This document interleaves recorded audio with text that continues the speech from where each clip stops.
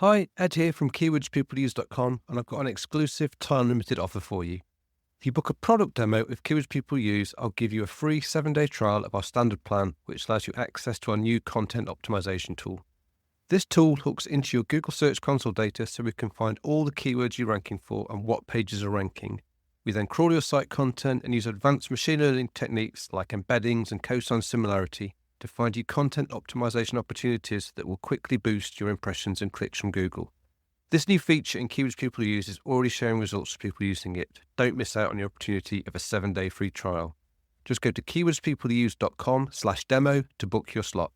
That's keywordspeopleuse.com/demo. You'll find the link in the show notes of this episode. Hi, Ed here. Just a little note to let you know that this is a compilation of all 12 episodes from our Entity series. Now, a few people asked me if I could just stick it all together in one episode, and yeah, it made good sense. So here it is. This is every single one of the 12 all together in one go, especially for your listening pleasure.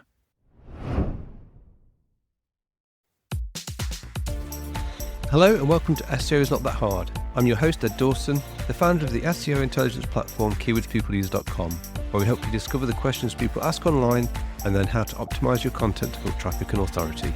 I've been in SEO and online marketing for over 20 years, and I'm here to share the wealth of knowledge, hints and tips I've amassed over that time. Hello and welcome back to SEO is Not That Hard. It's me here, Ed Dawson, as usual. And today I'm going to be talking about something that I've probably quite neglected over all the podcast episodes I've done so far. It's a theme that I have mentioned in some podcasts, but I've never done a dedicated podcast to it. And in fact, there's so much about this theme that I'm actually going to do quite a few podcasts on this. It's going to be like a little mini season on this theme. And that is entities. Now, if you've been in marketing or SEO world for any length of time, most people end up being trained to think in just one language, and that's the language of keywords. And people obsess over them, they research them, they track them, they stuff them in their content. And for a very long time, keywords were the fundamental building blocks of the internet as we knew. But the ground has shifted over time, and the web evolves, search engines evolve, and the way they map things have evolved into something far more sophisticated. They no longer just read words, they understand concepts. And that's why today we're going to talk about what you might call it the new language of SEO. We're going to talk about entities. So let's start with the most important question. What on earth is an entity? The simplest way to remember this is that an entity is a thing, not a string. You know, a keyword is a string of text. It's like a literal sequence of letters that you type into a search bar, and it has no inherent meaning on its own. It's just characters. An entity, on the other hand, is a real-world concept. It's the actual thing that the string of text is trying to represent. So the classic example that you may have heard elsewhere if you've come across entities is the keyword apple. You know, it's a string of 5 letters. It's completely ambiguous. If you type apple into a search bar, what do you actually mean? Are you looking for the fruit, the apple? Are you looking for the multi-trillion-dollar technology company Apple? Are you looking for Apple Records, the label that if you're a Beatles fan, you know that's the label that Beatles founded to put their music out on? Or are you looking for Gwyneth Paltrow's daughter, Apple? An old school search engine, one that only thinks in keywords, will get confused. It'll try to solve the puzzle by matching the string Apple to web pages that contain the string Apple many times, you know, how they used to do. And the results would be a pretty mixed bag. The search engine would only be guessing at your intent. But a modern search engine like Google thinks in entities. It understands there is a well-defined unique entity called Apple Inc. And this entity is a thing. And it has specific attributes and, even more importantly, relationships to other things. It's an organization. Its founder is the entity Steve Jobs. A key product of theirs is the entity iPhone. And a major competitor of theirs is the entity Google. And there is also a completely separate and distinct entity, Apple, the fruit, which has its own set of attributes and relationships. So it's a type of food, it grows on trees, it's related to other entities like pie and cider. An entity resolves the ambiguity that keywords create. It gives you a contextual layer that machines need to deliver truly relevant and really accurate results. And it's not just limited to people, places or companies. An entity can be almost anything that is a single sort of unique and distinguishable concept. So it could be a product like an iPhone 15, or a historical event like World War II, or even like an abstract concept like climate change or happiness. As long as it's a well-defined concept, a machine can understand it as an entity.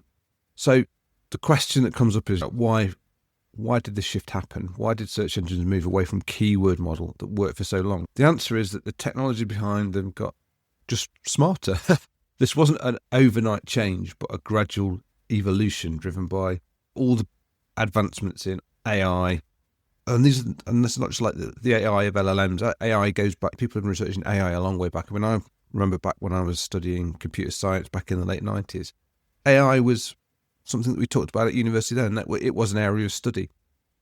So Google and the other search engines have been putting a lot of AI and machine learning into their algorithms over the past few years before the whole new AI revolution that OpenAI and ChatGPT ushered in. And this gradual evolution included things, a field called natural language processing, otherwise known as NLP for short. And NLP is what allows computers to comprehend and understand and interact with human language. There's a few landmarks in this evolution, and you might have even have heard of some of them. The first was a Google algorithm update back in 2013 called Hummingbird. Now, Hummingbird was revolutionary because it was designed to understand the meaning behind an entire query, not just individual words. And it was a big change at the time. It was the first major step towards understanding user intent. Then the next probably big update that was related to it was BERT in 2019. Now, BERT was a massive leap forward, and it allowed Google to understand the nuance and the context of words in a sentence in a way that they couldn't before. And it could figure out how prepositions like for and to could completely change the meaning of a query.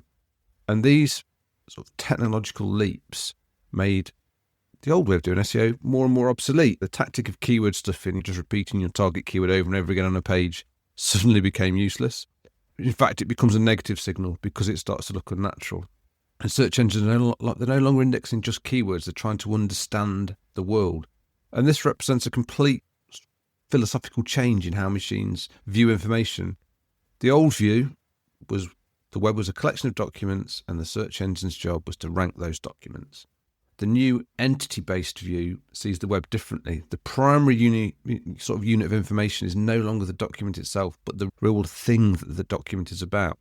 Now, this has implications for us as website owners and SEOs. Your website is no longer just a collection of pages to be ranked for keywords. It's now like an information hub that provides data points about the entities that it represents. So your organization, your people, your products, your expertise, the subject matter that you talk about. And the role evolves from being like page optimizer to becoming more of a data curator. So your job is to provide the clearest, most authoritative and most consistent data about your specific corner of the world so that machines, the search engine, LLMs can understand it without any confusion. So thinking about it practically, imagine you run a website dedicated to specialty coffee, say. And in the old keyword world, you would create a page optimized for the keyword pour over coffee. You'd make sure that phrase appeared in your title, your headings, and throughout the text. But in this new entity-based world, you think bigger. You want to create a comprehensive resource about the entity of pour over coffee. You don't just mention the keyword, you need to explain its relationship to other entities. You might talk about different products that produce coffee, like the Hario V60 or the Chemex, the Bloom, which is a concept entity, the Gooseneck Kettle, another product entity, and maybe even a link to an article about the entity James Hoffman, who's a person who's famous in the coffee world. And by doing this, you're demonstrating to Google, you're not just demonstrating them that you know about a keyword, you're proving to Google that you have a deep, authoritative understanding of the entire topic and the universe of concepts around it. Now, if this is sounding familiar, yes, this is the topical authority concept that I've been speaking about years and years now on the podcast and explaining about how you need to answer questions and cover a subject in depth. And covering the entities of a subject are a real key part of this. To wrap up this episode, this brings me back to the core concept, the core idea of the difference of what entities compared to keywords, and that is things, not strings. And this is a defining concept and the foundation for everything I'm going to talk about in the rest of this series on entities.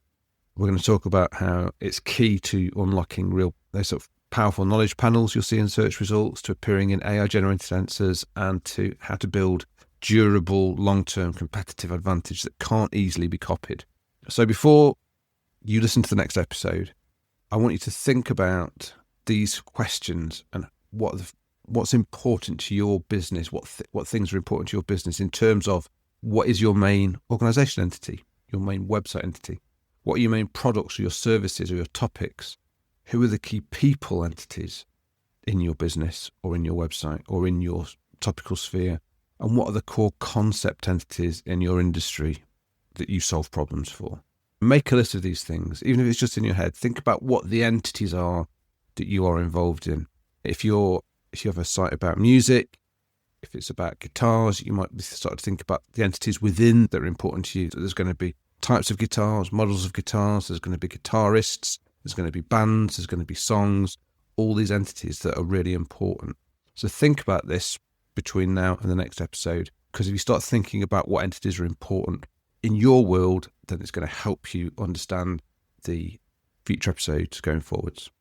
So I hope that's interesting for you. And until next time, remember, keep optimizing, stay curious, and remember, SEO is not that hard when you understand the basics. Hello and welcome back to SEO is Not That Hard. It's me here, Ed Dawson, as usual. And this is part 2 in our mini-series on... And in the last episode, I introduced the single most important new concept in modern SEO, and that's the entity. And we learned that an entity is a thing, not a string. It's a real-world concept like a person, a product, or a place, not just an ambiguous keyword that we type into a search bar. And we use the example of Apple to see how thinking in entities helps search engines resolve that ambiguity and truly understand what we're looking for. That naturally leads to the next big question. So if the web is just a massive, chaotic library of trillions of pages of text, how does a machine like Google or an AI like ChatGPT actually read a sentence on your website and figure out what real-world things that you're talking about? Now, it's actually a very logical process, and it's called information extraction. And today, we're going to look at how this works and the 3-step pipeline that machines use to learn how to read and understand what is on a page. So the first thing to understand is that most of the internet is made up of completely unstructured text. If you think about it, there's blog posts, news articles, product descriptions, forum comments. It's all just free-form, flowing language. And for a machine to make sense of it, it has to convert that unstructured mess into structured, interconnected data. And the analogy that's often used is you think about a detective arriving at a very complex crime scene. They don't just look at the room all in one go at once. They have a process. They are looking to identify the potential clues. They will then want to analyse the context around those clues to figure out what they mean, and then they look to link them together to solve the case. Machines do something very similar, and their process has 3 main steps. So step 1 is called Named Entity Recognition, or NER. You might also hear it called entity identification or sometimes entity chunking. And this is what is essentially their first sweep of the crime scene, if we consider our document to be a crime scene. But this, we're looking at sweeping, having that first overall look at the document and the text that's contained within it. The machine will scan sentences on the website with, imagine having a digital highlighter, and its only job at this stage is to mark any word or phrase that might be a distinct entity, and it highlights them. It puts them into broad, predefined categories like person, organization, location, product, or date. For example, if it reads the sentence, Michael Jordan, who played for the Chicago Bulls, later became the owner of the Charlotte Hornets, the named entity recognition system would highlight Michael Jordan as a person, Chicago Bulls as an organization, and Charlotte Hornets as an organization. And this process, it's really versatile. It can be applied to any kind of text, whether it's a corporate blog post, a dense academic research paper, or just even a simple tweet. It's the machine's kind of first step in finding the core concepts in any document. Okay, so in our case, the machine has highlighted its clues, but this leads to the most critical and the most challenging part of the investigation, and that's step 2, which is entity disambiguation. So the machine has highlighted the name Jordan. Now it has to figure out which specific real-world Jordan we're talking about, and this is a big challenge. To solve it, the system first generates a list of possible candidates from its vast knowledge base. So with the word Jordan, we've got Jordan the country, we've got Jordan the River Jordan, we've got Michael Jordan the person, or Jordan the Nike brand. So how does it choose the right one? It does what any good detective would do. It looks for context. It analyzes the surrounding words and other entities in the text to resolve that ambiguity. So in our example sentence, the context includes the entities Chicago Bulls and Charlotte Hornets. And the machine knows that these are basketball teams. So it's identified them. There is much less ambiguity than Chicago Bulls and Charlotte Hornets. They are the basketball teams. There's nothing else named that. So this surrounding context of basketball means that overwhelmingly it's probable that Jordan refers to Michael Jordan, the person. If we got a different sentence and say it said the ancient city of Petra is the crown jewel of Jordan, a country in the Middle East, the context of Petra and Middle East would allow the machine to confidently identify the entity as a country. So this contextual analysis is the core of how machines achieve an almost human-like understanding of the text. They're not just seeing the words, they're not just seeing keywords here. What they're seeing is a web of relationships, and they're using those relationships to figure out what you truly mean. So we're now on to step 3. This is where once the machine is confident it's identified the correct entity, it moves to the final step of the process. That's our step 3, entity linking. And this is where cases closed and filed away. We've solved the puzzle. We've now sorted out the ambiguity. We've worked out that Michael Jordan is the person, and we've connected them or linked them to its unique identifier in a massive centralized knowledge base. Now, think of this knowledge base as like a universal library, and every unique entity in the world has its own library card with a unique ID number. Entity linking is the act of stamping the mention on your webpage with the exact library card number. So this action transforms a simple string of text into a rich structured data point that is now officially part of a larger network of global knowledge. And this is where it can now get really interesting to us as website owners. What are these universal libraries that search engines and AI systems use for their source of truth? For the most part, they're these massive public human-created knowledge bases. The two most important ones are Wikipedia and its sister project Wikidata. And in the field of AI, the task of linking mentions to their corresponding Wikipedia pages is so common that it's got its own name, wikification. And this shows us there's a deep symbiotic relationship here. AI systems like Google rely heavily on these structured, verified information in places like Wikipedia to build their own models of the world. And this essentially creates a really powerful feedback loop that you need to be aware of. So if your organization, your founder, or your products are accurately and authoritatively represented on these public knowledge bases like Wikidata, you're providing clean, high-quality data that feeds directly into systems like Google Knowledge Graph. And in turn, when Google has high confidence in your entity, it might grant you a knowledge panel in the search results, which reinforces your notability. And notability is a key criteria for being included and maintained in Wikipedia in the first place. It's not easy to get in Wikipedia.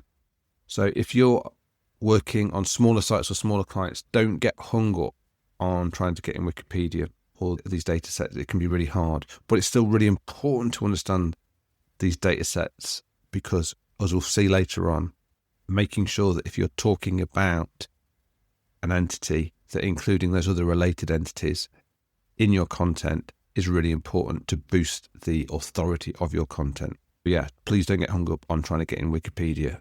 Don't think I'm saying that everybody has to get in Wikipedia, but if you're working with larger clients or you are a larger client yourself, then if you have got into Wikipedia already or you're capable of getting into it, then it's important that you get there, and it's important that you make sure that what is there is correct. And what this means is if you're going to have a truly comprehensive entity strategy, it has to extend beyond your own website. You need to actively ensure that you're accurately represented in these places, in these foundational knowledge bases. And yeah, it's quite simply one of the most direct ways of injecting authoritative data into the very core of that ecosystem that both the search engines and the LLMs depend upon. Wrapping up for today, what we've covered and what we've learned is that machines read our content using a 3-step process. And that is step 1, named entity recognition, where they highlight the potential entities. Step 2, entity disambiguation, not easy to say, where they use context to figure out exactly which entity you mean. And thirdly, entity linking, which is where they connect that entity to a universal knowledge base like Wikipedia or Wiki. So that brings us to, what I think would be great if you could do, and that is to go to Wikipedia or Wikidata and search for your brand, your founder, your main product. Does a page exist for them? If it does, is the information 100% accurate and well sourced? The answer to that question will tell you a lot about how well the AI world currently understands you and your business, and it'll show whether you've got a strong foundational entry in that universal library if there is work to be done. Next time, we're going to take a close look at the place where Google stores all of this linked information, its gigantic digital brain, the knowledge graph. We'll explore how it's built and how it directly impacts what users see in their search results. So until next time, keep optimizing, stay curious, and remember, SEO is not that hard when you understand the basics. Hello and welcome back to SEO It's Not That Hard. It's me here, Ed Dawson, as usual, and this is part 3 of our entity series, and today we are going to be looking at the knowledge graph. So just looking back at our last episode, there we looked at how machines learn to read. We walked through that 3-step process of information extraction. First, identifying potential entities on a page. Secondly, using context to disambiguate them. And thirdly, linking them to a universal library of knowledge like Wikipedia. And this brings us to the next part of the question. Once Google's done all that work, once it's read your content, identified your entities, and linked them to a global understanding of the world, where does all that information go? And the answer to that is it goes into probably one of the most powerful and influential databases on the planet. If you are looking at things from an SEO perspective, that's it into, I think you might call it a digital brain. We're going to explore the knowledge graph. So what is the knowledge graph? The simplest way to think of it is Google's massive interconnected encyclopedia of the world, where instead of pages, it's made up of facts, billions and billions of facts about people, places, things, and most importantly, the relationships that connect them. And its purpose is to help Google move beyond just matching keywords to a genuine understanding of the real-world concepts. This is what allows Google to answer factual questions directly in search results. So when you ask it like, how tall is the Eiffel Tower, or where were the 2016 Summer Olympics held, the answer that pops up instantly comes directly from the knowledge graph. But how is this incredible knowledge graph actually built? And it's not from a single source. The knowledge graph is a dynamic system that constantly aggregates information from a huge variety of inputs. First of all, there's the public web. This is where we're interested. This is our websites. This is Google's crawlers constantly processing unstructured information from billions of web pages, just like we discussed in part 2, and crawling through all that data and pulling out the information and understanding the information within it. Secondly, Google licenses data for really timely, highly structured information. So things like stock prices, sports results, weather forecasts. Google pays specialized providers for this clean, reliable, authoritative data. Third, and this is a crucial point, it relies on human-edited knowledge bases. And we touched on them last time. These are the authoritative sources like Wikipedia and Wikidata. These are foundational pillars of the knowledge graph, and they provide a structured, verified set of facts about notable entities that Google deeply trusts. And fourthly, finally, Google gets information through direct feeds from content owners. So that's you. That's businesses and individuals who provide factual information directly by using structured data markup on their websites, or by claiming the knowledge panel and suggesting edits. Now here we come to the most important concept to understand about how the knowledge graph works. Google doesn't just blindly accept information from these sources. It performs a constant process of authority validation. So if you think of the knowledge graph less like a static encyclopedia and more like a dynamic kind of trust ledger, every fact about an entity has a confidence score. So when numerous trusted sources consistently report the same fact, Google's confidence in that fact increases. It's like a credit to the ledger. The opposite, when sources report conflicting information, that acts like a debit and Google's confidence goes down. So if you think an example, so say Google wants to know who the CEO of your company is, and you want Google to know that the CEO of your company is called, say, Jane Doe. If your website's about page says the CEO is Jane Doe, that's one signal. If your company's official LinkedIn profile also lists Jane Doe as CEO, that's another strong signal. If a major industry publication, say like Forbes, writes an article and mentions Jane Doe, CEO of your company, that's a very powerful third-party signal. And if your company has a Wikidata entry that lists Jane Doe as CEO, that's another foundational signal. And when all those trusted sources align, Google's confidence score for that fact becomes extremely high, and it'll consider that like to be the verified truth. But imagine a different scenario where your website says Jane Doe is the CEO, but your LinkedIn profile is outdated and still lists the old CEO, John Smith. That creates a conflict. Google's seeing two different sets of facts from two sources it considers relatively authoritative, and its confidence will drop because it becomes unsure of the truth. It might display the incorrect information or no information at all. And this has big implications. It means you can't simply declare facts about your business on your website and expect them to be accepted as the canonical truth. You must cultivate a consistent and verifiable paper trail across the entire sort of digital world. And this elevates the role of digital PR and online reputation management to core components of technical SEO, ensuring the consistency of your entity's core attributes like your name, address, your phone number, your key personnel across all digital places where it might be found. It's no longer just good practice. It's critical to build high trust, authoritative entry about you, about your entities in that global knowledge graph. So how does your website fit into this ecosystem? What's its specific role?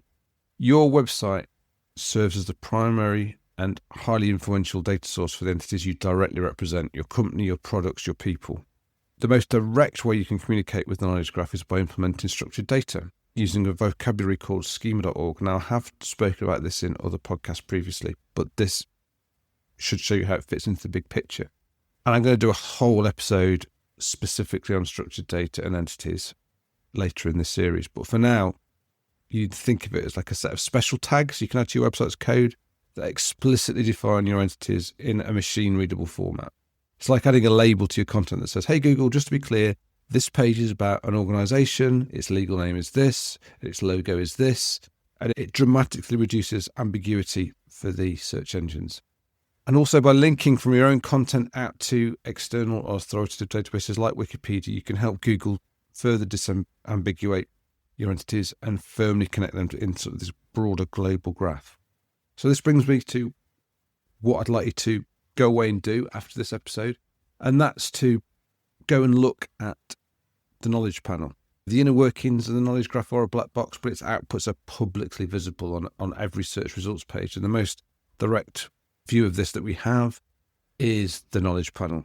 So the knowledge panel is that box of information that typically appears on the right-hand side of a desktop search when you search for a specific unambiguous entity. It will always display a curated summary of the facts, images, and related information pulled directly from the knowledge graph. So go to Google, search for your own brand name. If your brand name doesn't trigger a knowledge panel, then look for a well-known brand name to get an example of how it works. And you'll see how it shows a whole bunch of information about your brand. Now, if you don't have one, that's a sign that Google doesn't yet have enough consistent, authoritative information about you to be confident in who you are. And if you do have one, I want you to look at it. Is every single piece of information 100% accurate? Is the current logo? Is the founding date correct? Is CEO listed correctly? All those kind of things. Any inaccuracy, no matter how small it is, that's a red flag. It's a signal that somewhere out there on the web, Google is finding conflicting information about your brand.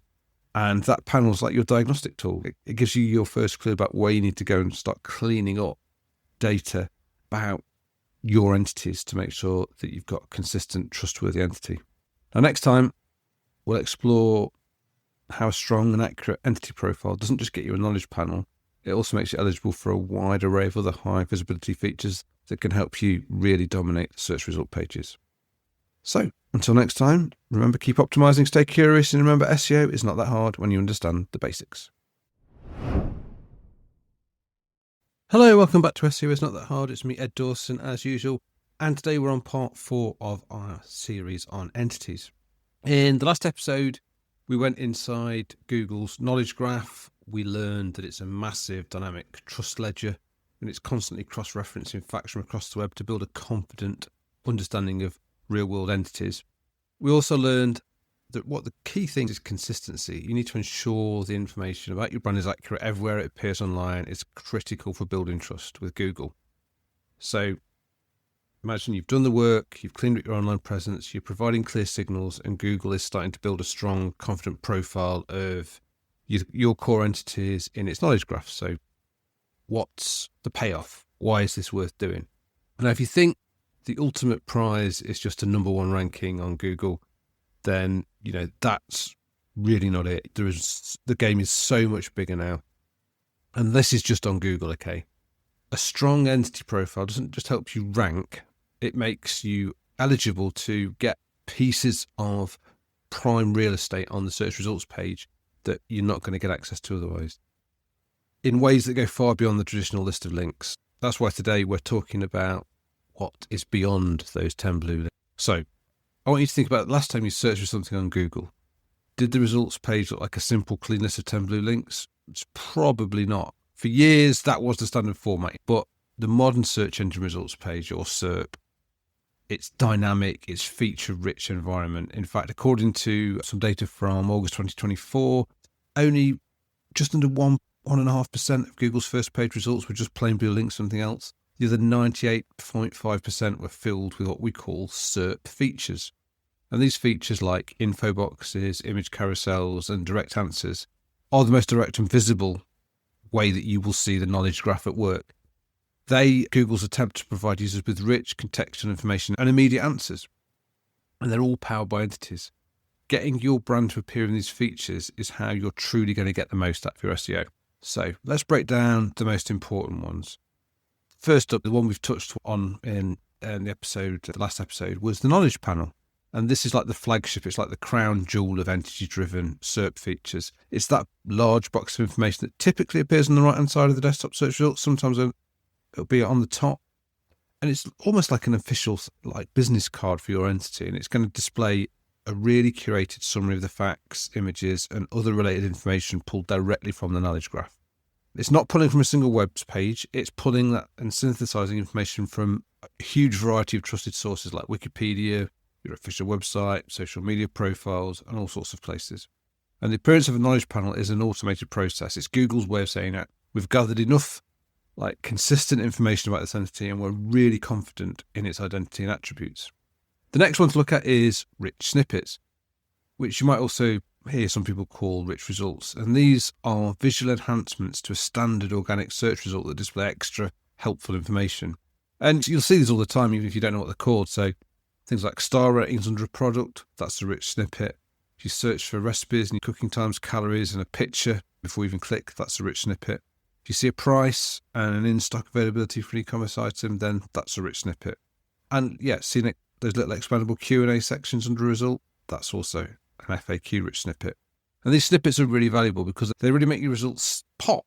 You will stand out compared to others, and they take up more space, they provide immediate value, and it can really improve your click-through rate compared to just all those plain blue links around them. And the best part is you have direct control over these. Rich snippets are generated when you add specific structured data using the scheme.org vocabulary to your website's code, a topic we'll go into in a future episode. Now let's move over to the most coveted area of real estate on the entire page, and that's the very top. This is where people are always going to pay the most attention. And this is where you'll find featured snippets and the newer AI overviews. A featured snippet, sometimes people call it position zero. That's a direct excerpt of text that Google pulls from a single web page that its algorithm has determined is the best answer for the user's question. It might be a paragraph, a bulleted list, or a table. And for many years, this was what people really aimed to go for. But now, the new player, the new kid on the block, AI overviews. Now, these are the AI-generated summaries that are becoming more and more common at the top of the SERP. The key difference is that an AI overview is synthesized from information across multiple top-ranking sources, not just one. Now, eligibility for both of these top tier features is really heavily influenced by having a strong entity profile. When Google recognizes you as a trustworthy and authoritative source on a topic, it increases the likelihood that it will select your content for these really highly visible positions. So having well-structured entity-rich content that answers questions clearly and concisely is the way to get to the top of the page. So we have knowledge panels, rich snippets, and top-of-page answers. It's clear that a strong entity profile is going to have huge benefits for you. And here's the big kind of takeaway from today's episode. These SERP features are not just prizes to be won. They're your most direct, public-facing, almost like an API for understanding how Google perceives your industry, your topic area. So while the inner workings of the knowledge graph and all the rest of Google are a bit of a black box, its outputs are there to see every time you do a search. So if you're a strategist, this SERP is a kind of a reverse engineered map of the knowledge profile and the Google algorithm that you need to see and understand.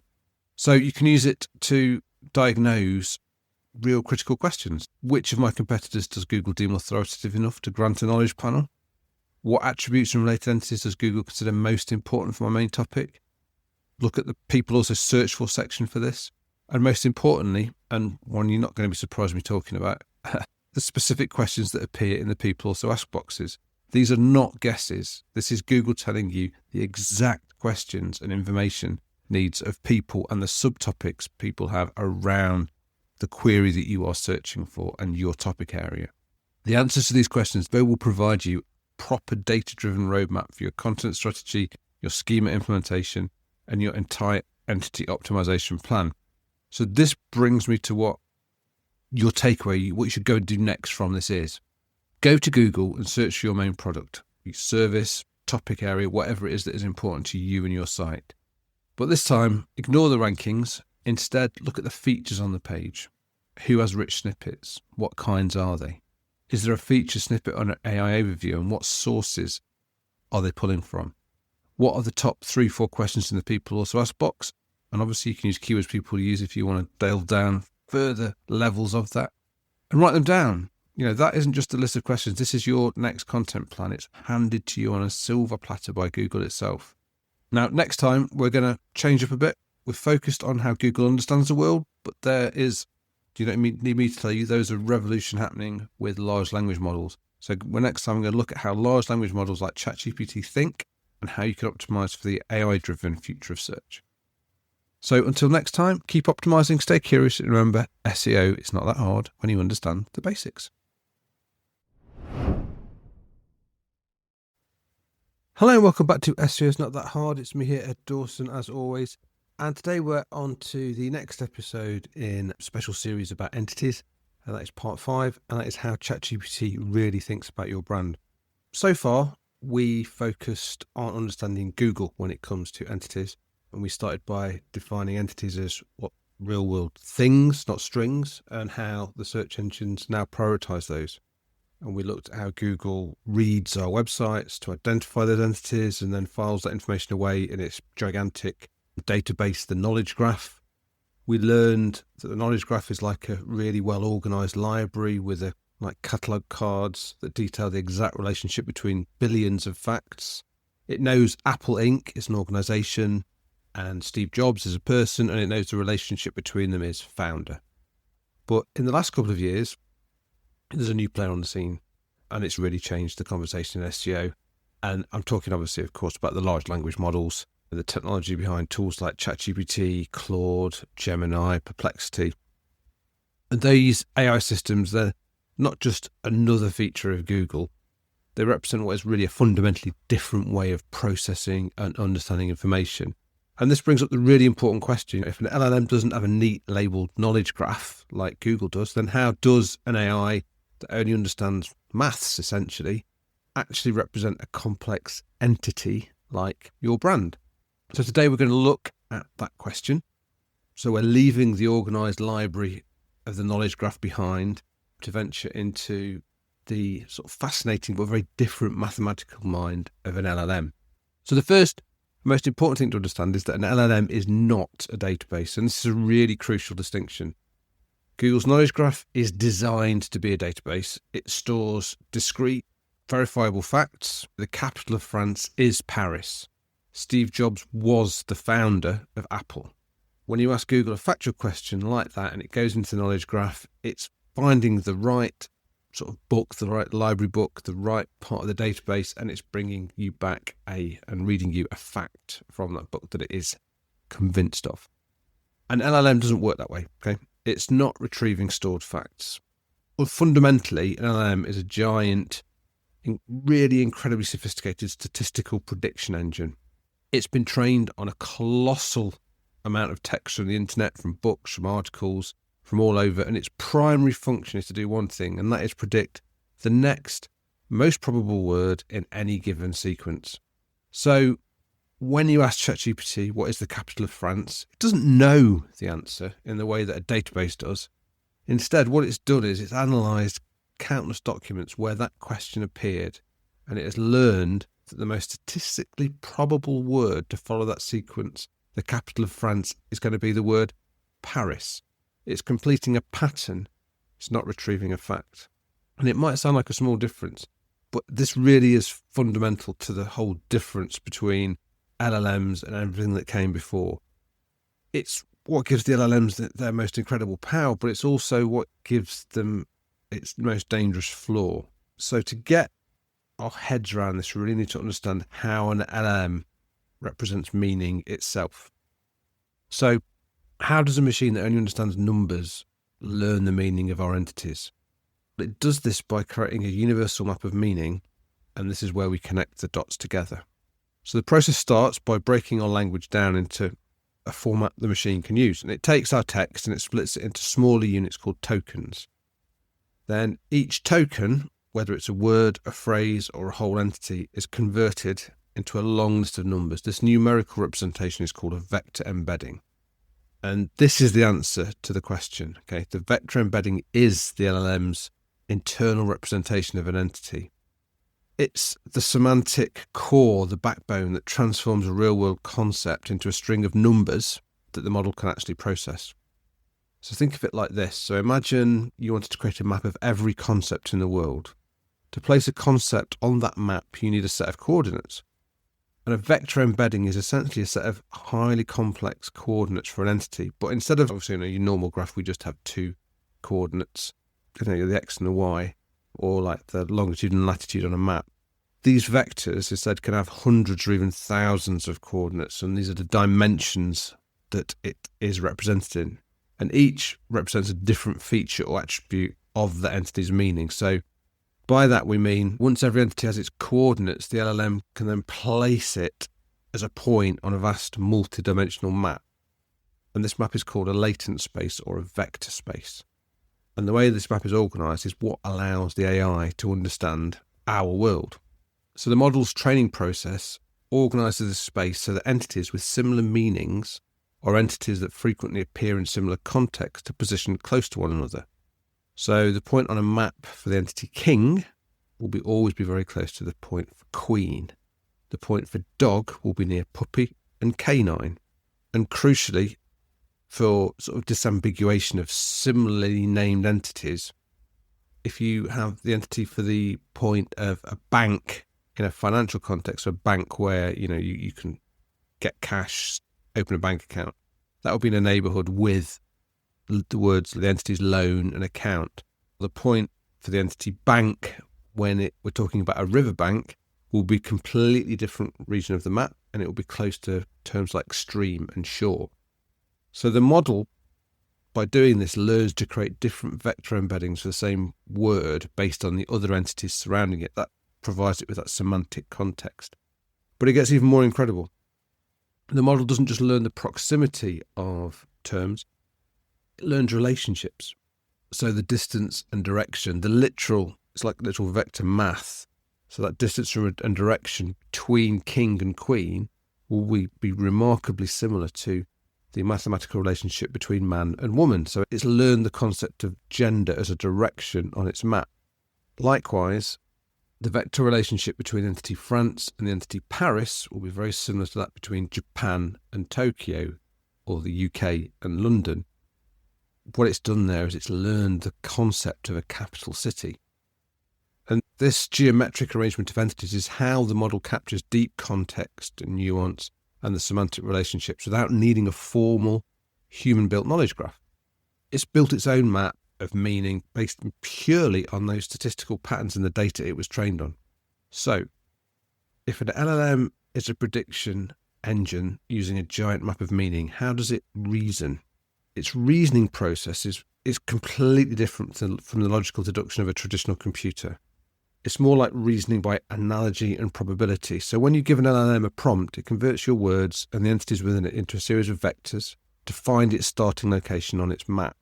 And then based on all the patterns it's learned, it calculates the most probable path to take from that point. So it predicts the most likely next vector, which it then translates back into a word, then the next, and then the next, and it generates a response token by token. Now, this is what allows the model to make incredible, really creative leaps that a human might not. It can find abstract mathematical similarities between the vector clusters for seemingly unrelated topics. For example, it might find a structural pattern in its map that is shared between protein folding algorithms and urban traffic flow. And this will allow it to generate like a novel insight as about how one field could inform the other. It's not performing any kind of logic. It's just identifying and extending a deep, really deep mathematical pattern. Now, this is the source of the LLM's greatest strength, but it's also, as we mentioned earlier, is its most significant weakness, because the model is always just completing a pattern rather than retrieving verified fact. So it can generate highly plausible but entirely false information with absolute confidence. What we know as hallucinations. So to address this, researchers have developed and are continuing to develop techniques to guide this process, this probabilistic process, to try and get you better reasonings. And you might have heard of chain of thought prompting, or COT.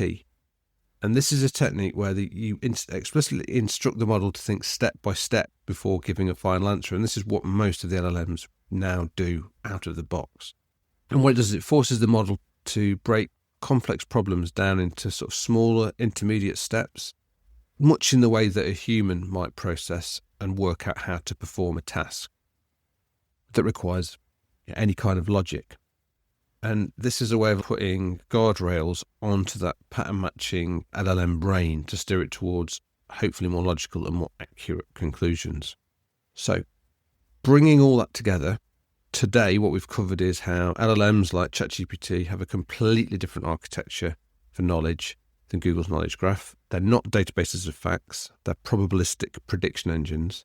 They don't understand entities directly. They convert them into numerical coordinates called vector embeddings. They organise these coordinates on a giant multidimensional map of meaning that's called a latent space, where proximity and direction represent semantic relationships.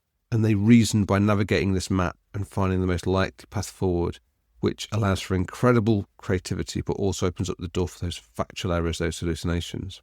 So what's your takeaway from this today? Goal always is to provide the clearest, most interconnected and factually accurate information you can about your niche, your topic. And the reason why is because every piece of high quality content you create helps those LLMs build a better, more accurate map of your corner of the world. So when your website continually provides clear definitions, logical structures, verifiable facts, what you're doing is you're helping the AI place the entities related to your brand in the right neighborhood on its map, and with the right connections to other authoritative concepts and ideas. But this probabilistic nature, this tendency to complete a pattern even when it doesn't have the facts, does lead to that single biggest problem with this whole LLM technology, those AI hallucinations. So in our next episode, we're going to tackle that problem head on. We'll look at why hallucinations happen, and more importantly, we'll discuss the new groundbreaking strategies that allows you to position your website as a source of truth that helps ground those AIs in reality. So that's it for today. So until next time, remember, keep optimizing, stay curious, and remember, SEO is not that hard when you understand the basics. Hello and welcome back to SEO It's Not That Hard. It's me here, Ed Dawson, as always. And today we're on to the next episode in our entity series. This is about fighting AI fiction, grounding your brand in reality. So in the last episode, we looked into how a large language model works, and we learned that an LLM like ChatGPT or Perplexity or Claude or Gemini, They're not a database of facts, but instead a giant statistical prediction engines. And they represent entities and concepts as coordinates on a vast multidimensional map of meaning, and it reasons by finding the most probable path from one point to another, depending on their input prompt. Now, this ability to find and extend patterns is what gives LLMs the really incredible power for creativity and insight, but it also leads directly to the single biggest, most dangerous flaw, a problem that has resulted in legal sanctions, reputational damage, and some truly bizarre and incorrect answers being presented with perfect confidence. So today we're going to talk about these AI hallucinations, and we'll explore why they happen. And more importantly, we'll discuss what the strategy is that allows you to position your website as a source of truth that helps ground those AIs in reality to help reduce and prevent those hallucinations. So what exactly is an AI hallucination? An hallucination is when an LLM generates information that sounds completely plausible and is delivered with a really confident tone as a factual statement, but it's partially or entirely completely made up. And it's crucial to understand why this happens. So remember, an LLM's core function is to predict the next most likely word. It's a pattern completer, it's not a fact checker. So when the model is asked a question and it encounters a gap in its training data, a topic it doesn't have really good, robust information on, it doesn't just stop and say, I don't know. Its very nature sort of compels it to fill that gap by generating the most statistically probable sequence of words, regardless of their connections to factual reality. And it's not just a quirky little bug, it's serious, real-world consequences. There's a few cases. So in a now quite famous case, a chatbot for Air Canada completely invented a bereavement fare policy when a customer asked about it. So the customer booked a flight based on this information, and then when the airline refused to honour this non-existent policy, the customer sued, and a court later forced Air Canada to honour the policy that its chatbot had fabricated. And then there's another high-profile incident where two lawyers in New York City, they faced legal sanctions after they submitted a legal brief that cited several entirely fake court cases. Where did they get these cases? They were generated completely, convincingly, with convincing sounding legal citations by ChatGPT. So these examples, they highlight the core vulnerability of the technology. Without a connection to a verifiable source of truth, an LLM's output can be dangerously unreliable. So how do we fight this? How do the LLMs fight this? And how do we harness the power of the LLMs while mitigating this risk of misinformation? The primary solution is a strategy called grounding. And so grounding is a word that you might hear come up more and more now in the realm of LLMs. And the idea is to ground the LLM's response in an external, verifiable source of truth. So rather than allowing it to rely solely on its eternal and its potentially flawed memory and this way it does of prediction and making connections, this grounding helps give it something to verify the information that it's talking about. And the most important and widely adopted technique for this is called retrieval augmented generation, or RAG. And the best way to understand RAG is to think of it, it's like giving the AI an open book exam. So a standard LLM prompt is like a closed book exam. You ask it a question and it has to answer based only on what it knows from its training. And this is where the hallucinations can happen. A RAG system is different. It works in two phases, retrieval and then generation. First is the retrieval phase. So when you submit a query, the system doesn't immediately send it to the LLM. Instead, it first uses a query to search through a trusted, up-to-date knowledge base. Now, this could be a company's internal documentation. It could be specifics of academic papers or the content of an entire website. It could be a Google search, where it goes to Google and does some search, gets some information from the websites that are ranking well in Google for terms around the topic that you are asking them about. And it retrieves the most relevant snippets of information related to your question from these sources. And then second is the generation phase. And this is where the system takes those retrieved factual snippets and it augments the original prompt you gave it. And then it essentially says to the LLM, here's the user's question. Here are some relevant facts I found from trusted sources.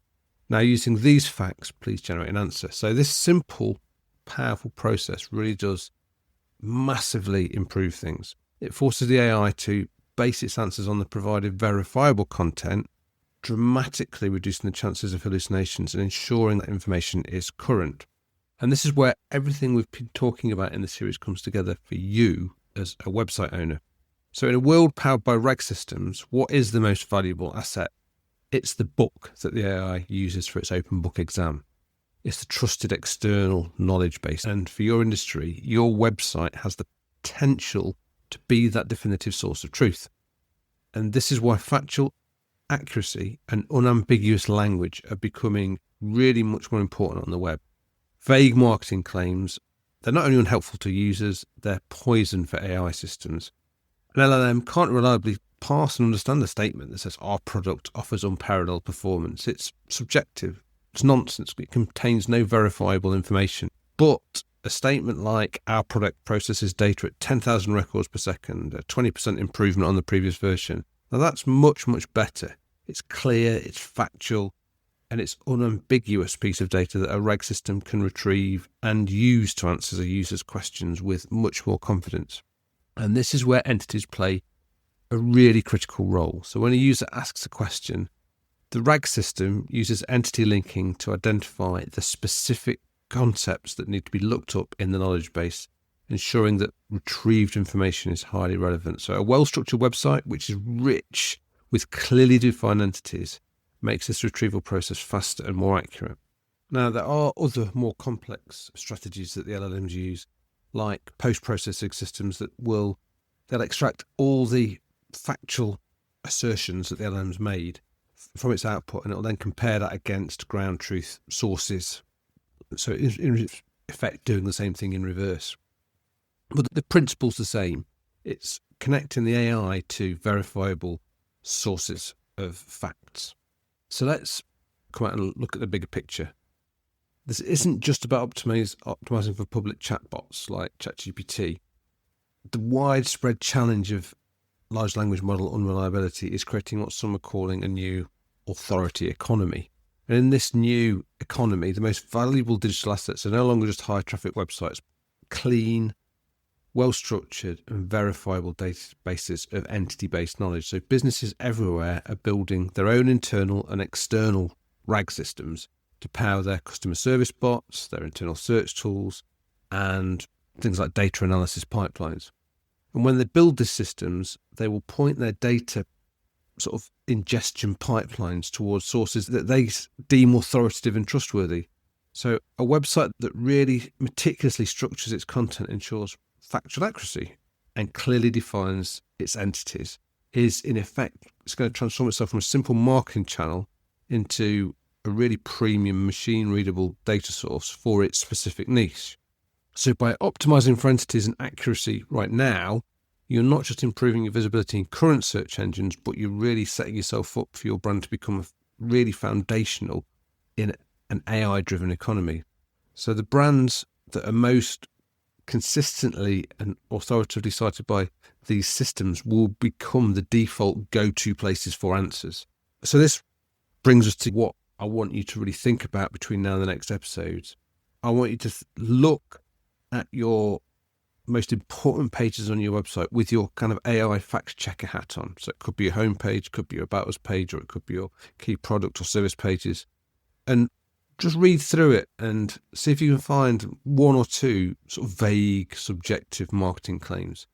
And your task really is to look at those claims and rewrite them into something that's more verifiable and data-backed. So instead of saying we're a leading provider, try saying things like we've served over 5,000 customers in our sector since 2015.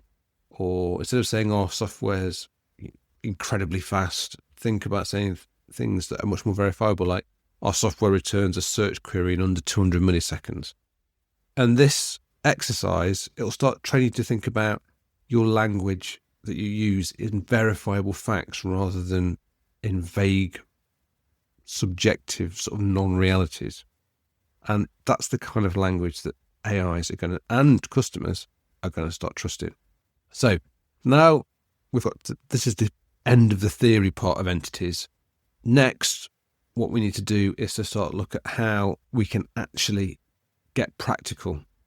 So in the next episode, we'll start with part 1 of our 4-part action plan, which will be a step-by-step guide on how to audit your own entity landscape. So that's it for this time. So until next time, keep optimizing, stay curious, and remember, SEO is not that hard when you understand the basics. Hello, welcome back to SEO It's Not That Hard. It's me here, Ed Dawson, as always. And today we're on to part 7 of our mini-season on entities. So over the last episodes, we've built up a really powerful theoretical foundation. So we started talking by defining an entity as a thing, not a string, just a real-world concept. Search engines, AI now prioritize over simple keywords. We explored how machines learn to read and link these entities to a universal database of knowledge. So we went inside Google's entity database, the knowledge graph, and we saw how it uses these entities throughout its modern search results pages. Finally, we ventured inside the black boxes of those LLMs to learn how they represent entities on a vast map of meaning like vector space, and why grounding it in factual reality by verifying the information that comes back to other websites and sources is so critical, that factual grounding. So we've covered the what and the why. So now it's time to get more practical. Now it's time for the how. So this is where all this theory gets real. Over the next 4 episodes, we're going to build an entity to a action plan step by step. And this is your practical guide to implementing everything we've learned. And any good strategy in business or in SEO begins with one thing, like analysis. So before we can optimize, before we can build, to know exactly what we're working with. So today we're going to conduct an audit. We're going to define and map out your personal or business's entity landscape. So I want you to think of your business as a universe. So at the center of that universe are the handful of core concepts that's going to give it shape and meaning. These are your core entities. So getting them is like trying to build a solar system without a sun. It's not going to happen. Everything else will just float aimlessly with no center of gravity to base around. So our goal in this episode is to give your universe that center of gravity. We're going to get incredibly clear on the people, the products, the concepts, which are the foundational pillars of your brand in the eyes of modern search engines like Google and the LLMs. You might want to grab pen and paper or open up a new document or a spreadsheet on a computer.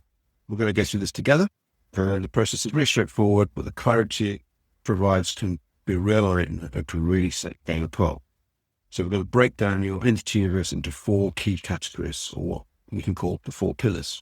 So let's start with pillar 1, which is your brand and product entities. This is the most obvious starting point, but it's important to be thorough. This pillar is going to define what you are and what you sell. First of all, we start by listing your official company name or your organization name. This is your primary organization. And don't start there. We think about all the variations. So do people use an abbreviation? Do you have a nickname? List all those too. However you are known, list them. Next, move on to our products and services and be specific. So if you sell shoes, don't just write down shoes. List the specific product lines and model names. For example, if you have a Nike, your list won't be just shoes. It'll include like Air Max, Nike Low, Nike Refcon.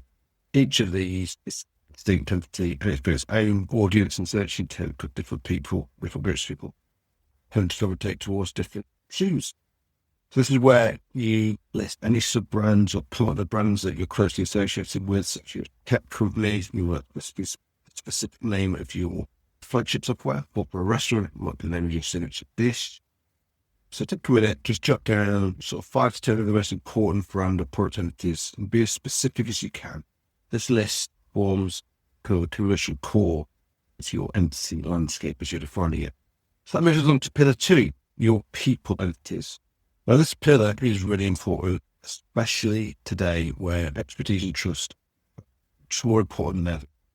And this pillar defines who you are. Remember, we heard me talk about Google's EEAT, it's expertise, experience, authoritativeness, and trustworthiness guidelines. People entities are really important, most direct way to signal all 4 of these. Search engines want to see there are real, credible experts behind your content and your brand. Lastly, who are the key people in the organization? Obviously, start with your founders or your key executives, your CEO, your CTO, if you're an organization that large. your head of marketing. These individuals are entities and they're directly linked to your main organization entity.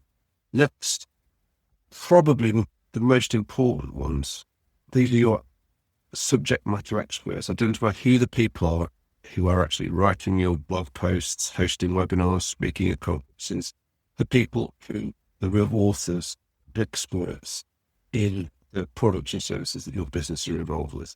Every one of these is a coach person entity that can build authority.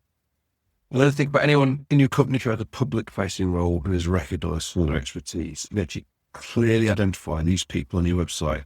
You're not just putting names on a page, you're creating a network of trust signals that tells people, most people around here is backed by these credible, experienced individuals.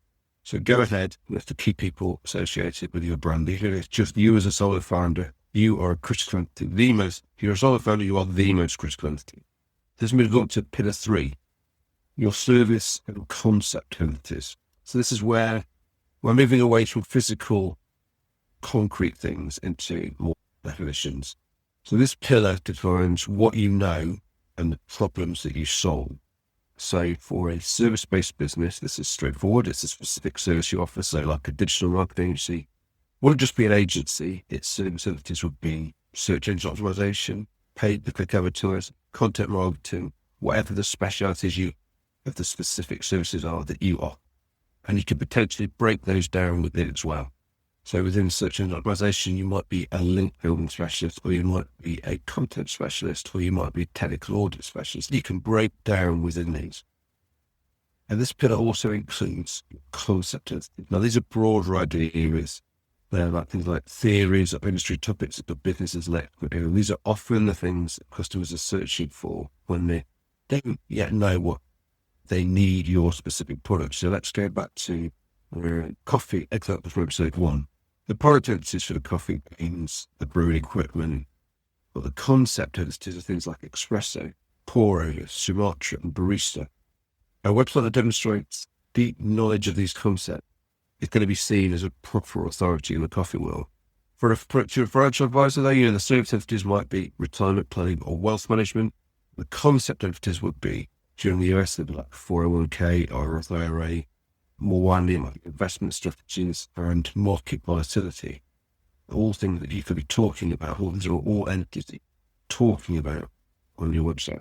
Then think about your niche. What are the core ideas, methods, or problems that you are an expert on? List them out. This is the pillar, is where you define what your topical authority is, the actual topic that you authority is. And then finally bring us to pillar 4, which are your audience-centric entities. This final pillar, this is what can really separate a good entity strategy from a great one. The first 2 pillars were really focused on you, the focus on what you sell, who you are, and what you know.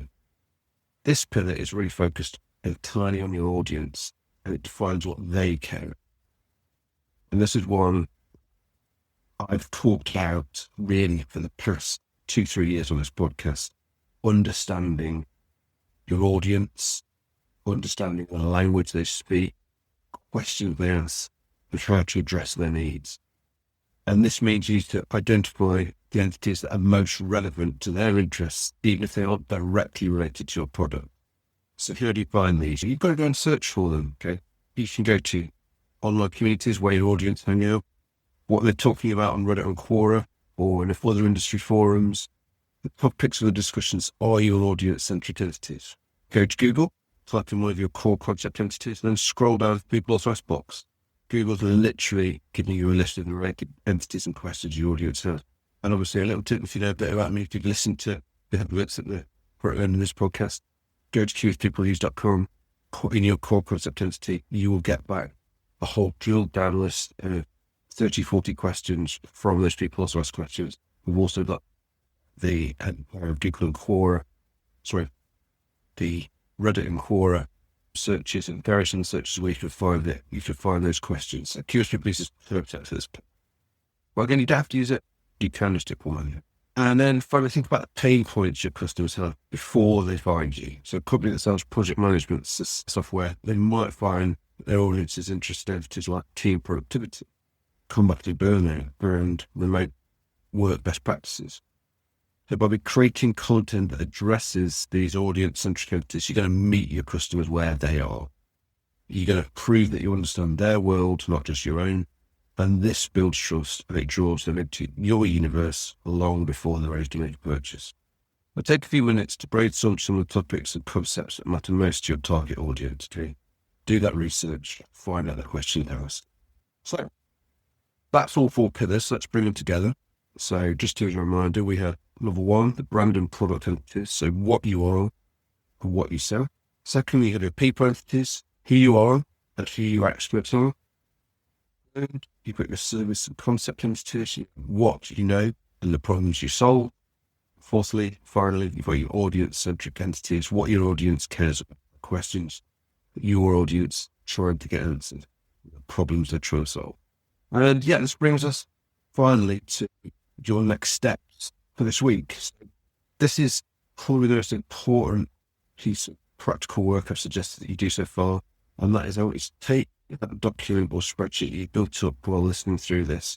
And if you've just been doing it in your head as you go along, go back through, write all these down, get them on a spreadsheet, get them on a piece of paper, and then I want you to formalize it. Create 4 columns, 1 for each of your pillars. And your task is simple. Populate this list. Aim for at least 5 or 2 entities in each category to start with. Don't worry about getting it perfect. This is a document. It's going to live, it's going to grow. But it's going to list your foundational blueprint. It's the strategic map of your entity landscape. Every piece of content you create, every page you optimize, every link you build from this point forward will be guided by this document. It will give you SEO efforts, clarity, and a focus that's impossible to achieve when all we do is just chasing keywords. That's it for today. In our next episode, we're going to put this blueprint into action. We're going to take your list of core entities and we're going to use it to find your competitors and do an analysis on them to reveal their strategies, their weaknesses, and the gaps in the market where you can compete and you can win. So that's it for today. So until next time, keep optimizing, stay curious, and remember SEO is not that hard when you understand the basics.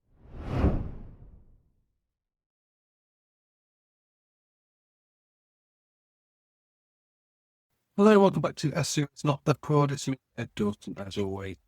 And today we're on to episode 8 of our special series of entities.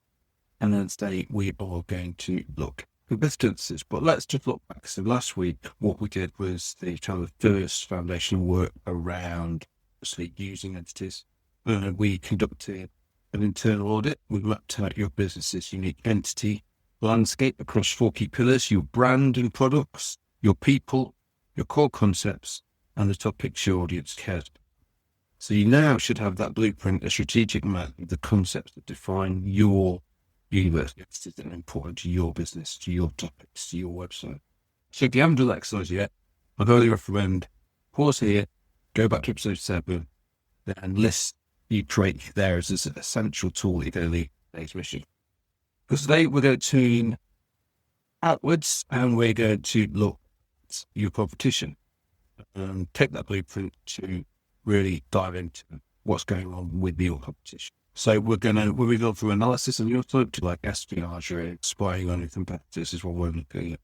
And this is entity-based competitive analysis. It's how you find the hidden gaps in your market and the precise opportunities to outflank your rivals. For many years, competitive analysis in SEO meant just one thing, and that was like running a tool to see what keywords you're still ranking for. It was useful. It was also very one-dimensional. A keyword analysis shows you what the individual bricks that your competitors are using to build a wall, but an entity-based analysis shows you like the entire building. It gives you a higher level strategic view of the subject matter your competitor covers. It doesn't just show you a list of terms, it also reveals kind of their entire semantic networks, the web of concepts they've built and the areas where they've established their topical authority in the eyes of Google and before.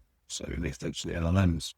Now this way of looking at entities really is a game changer because it helps you answer much deeper questions, such as what is their true topical strength beyond just a few higher ranking articles?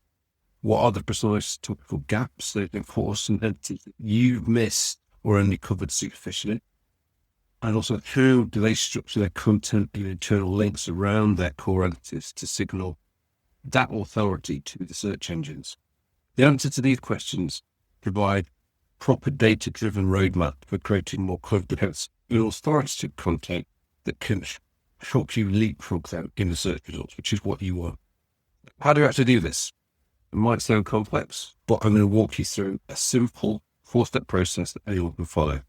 All you need is your entity audit from last week, the URL of a key competitor, and access to your favorite AI LLMs, be that Gemini, ChatGPT, Claude, etc. So step 1, identify your true competitors. Well, this might sound obvious, and you might think, who they are already your competitors, but this is the crucial first step. Don't just think about your direct business competitors. I want you to think about your SERP competitors. This is where you need to go to Google and search for one of your most important concept entities from your audit. So whatever that most important concept entity was, that's what we're going to search for. And then we're going to see the websites that are roughly on the first page for that term. And these are your direct competitors. Even if they don't sell the same products as you, these are your competitors. So for today's exercise, just pick one.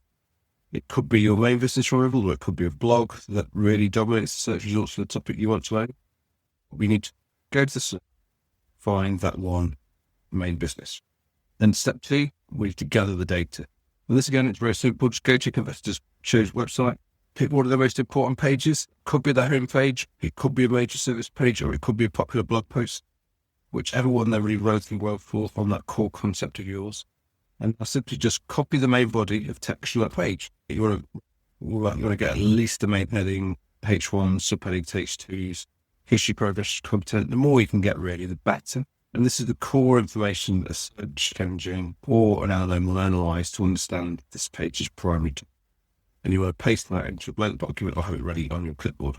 And in step 3, we're going to extract the entities. Now, this is where the real magic behind the scenes happens. We're going to take the text that you've just gathered, and we're going to use a large language model like ChatGPT, Gemini, or Claude to see it the way a machine does. Now, in the past, you might have to put it around the specialized tools to do this kind of entity extraction, which could be hit or miss. Today, you have the LLMs that actually really powerful natural language processing tools just in themselves.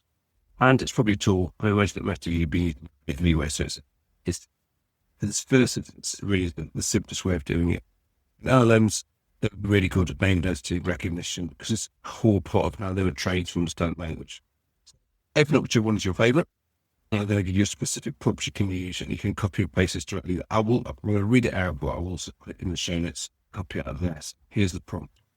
You are an experienced expert SEO analyst specializing in natural language processing and entity-based optimization. I will provide you the texture of a competitor's web page. Your task is to perform a named entity recognition NEO analysis on this text. Please identify all the significant entities mentioned in the text. For each entity, classify it into one of the following categories: person, organization, location, product, event, or concept, abstract ideas, theories, or topic. Please present your findings in a simple list or table format with one column for the entity, one for the first category, and please sort them by their semantic relevance. Here is the text.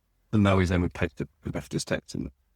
So after you've pasted in the competitor's text, AI will process it. It'll give you a really clean, structured list of the entities it's found, how it's categorized them. And what you've done is you've just performed a really sophisticated entity extraction without using any special software. And then we come to step 4, analyzing the results, finding the story that's in that data. Now, an entity list, by itself, it's just data. Our job is now to turn it into intelligence. So with your competitive entity list on one side and your own entity audit from last week on the other, it's time to find the story that's in this data. Here's what you're looking for. So first, entity saturation. What are the top 3 to 5 entities that the LLM identified for you? This will tell you what the AI believes is the main topic of that page. How does their focus compare to your own? Are they emphasizing an entity you hadn't considered? Secondly, and most importantly, the topical gaps. This is where you're going to find a real gold, essentially, in this data. You compare the list of entities in your competitor's page against your own 4-pillar audits. Are they mentioning the key concept entities from industry that you haven't read about? Are they referencing influential people entities like authors that you can also be citing or partnering with? Are they addressing audience-centric entities, those pain points of interest that you've overlooked? Every entity that appears in their list, but not on yours, that represents potential content gap. Strategic opportunity there for you to create a more comprehensive and authoritative resource. Thirdly, look for structural clues. Look back at the page's URL and main heading. How do they structure them around the main entities? Are they creating clear content hubs? For example, is the URL something like www.com/services/entity SEO, where you can see within that they have their services and all of their services as pages or a main services URL. And this gives you a really good clue just about how to organize your own site to make it clear search engines. Finally, do a quick Google search for their brand name. Do they have the knowledge put on the right side of the results? If so, what information related entities does Google display there? This is like really a direct public-facing report card of how well Google understands them as an entity. So, with all that said, this brings us towards the end of the episode. And what I want you to think about between now and the next episode, and it's time to put your detective hat on and conduct your own competitive choice. First of all, choose one key competitor. Secondly, select one of the most important pages, whether it's the home page or top service page, and copy its main text.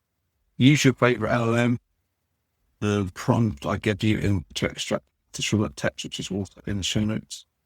And fourthly, finally, clear that list of entities to your own audit from episode 7 and identify one specific entity gap, one important concept they are targeting that you are not.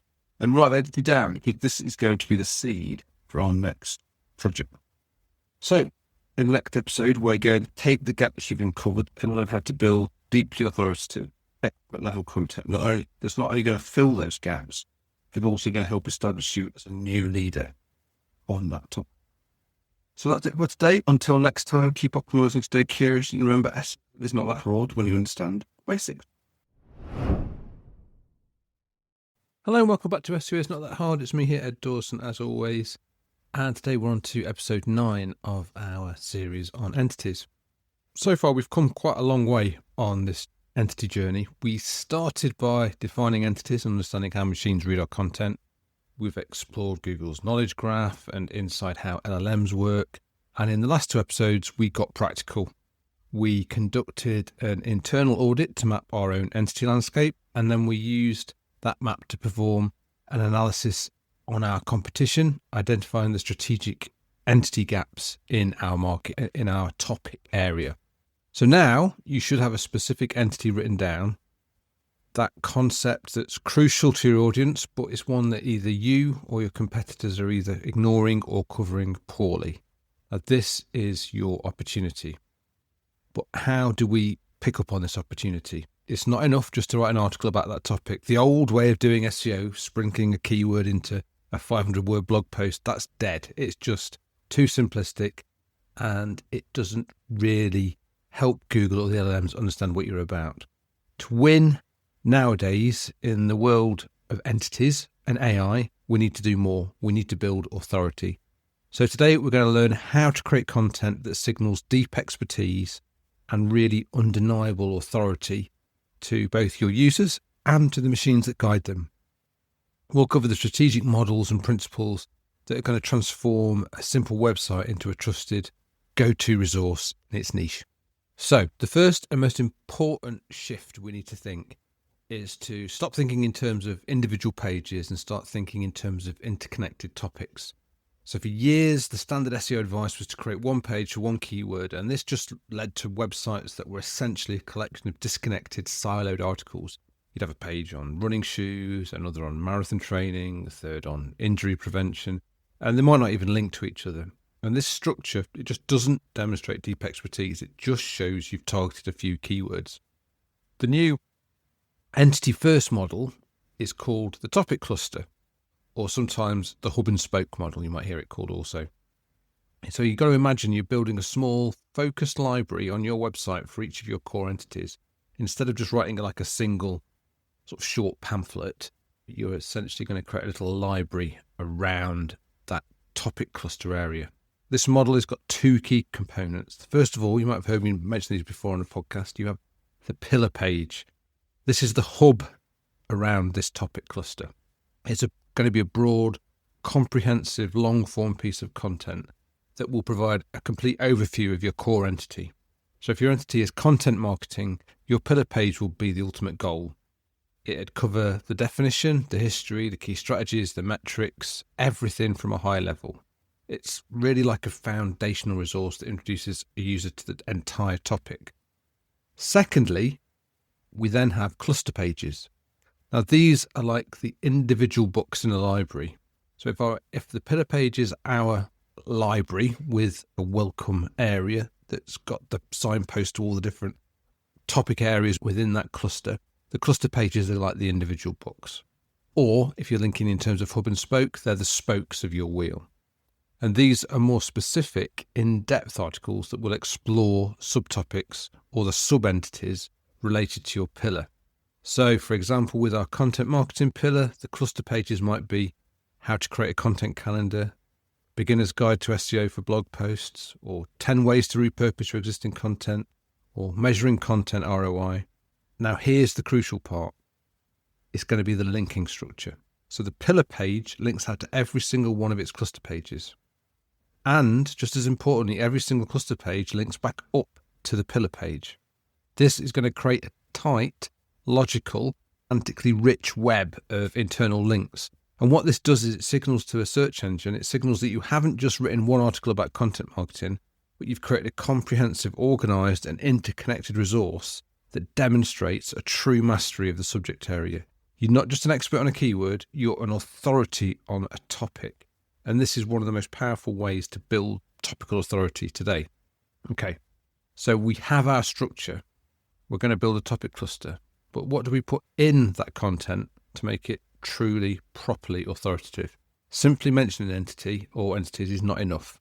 The internet, you know it yourself, is drowning in repetitive, rehashed content, especially now people churning up more and more AI content that, again, is just rehashing and repeating what others are saying. To really stand out, you've got to provide what's called information gain. Now, I've done a podcast on this before. You can search and go back to learn more about information gain. But basically, it's a concept from information theory. But in SEO, it simply means this. Does your content add new, unique value to the web that goes beyond what's already available? When Google crawls and analyzes your pages, they're effectively saying, does this page teach me something new about this entity? Or is it just repeating what 100 other pages have already said? Content that provides genuine information gain is going to be seen as a more valuable resource and is more likely to be rewarded. So how can we achieve information gain? One of the most powerful and simple ways is with original research and data. So instead of citing someone else's statistics, conduct your own survey. Analyze your internal data, publish the findings. When you do this, you become the primary source. You become a linkable asset, a piece of content that other experts, bloggers and journalists will want to cite and link to, that is the ultimate authority signal. Another way is by publishing detailed case studies. Show, don't just tell. A case study with real data, stories and results demonstrates how you solve the problems your audience is facing. It's a really powerful form of proof and it builds immense trust and authority. You can also add your own unique spin or commentary. If everyone in your industry is reporting on a piece of news, don't just repeat the facts, analyze them. What does this news mean for your audience? What's your expert take? Your unique perspective is a form of information gain. And finally, you can simply be more comprehensive. This is the idea behind, you might have heard it called the skyscraper technique. You've just find the best piece of content that currently exists on your topic and then create something that is significantly better, more in depth, more up to date, with better examples, better visuals and a clearer structure. So when you focus on information gain, you stop competing on keywords and you start competing on value. This goes back to everything I've been saying for the past few years on this podcast.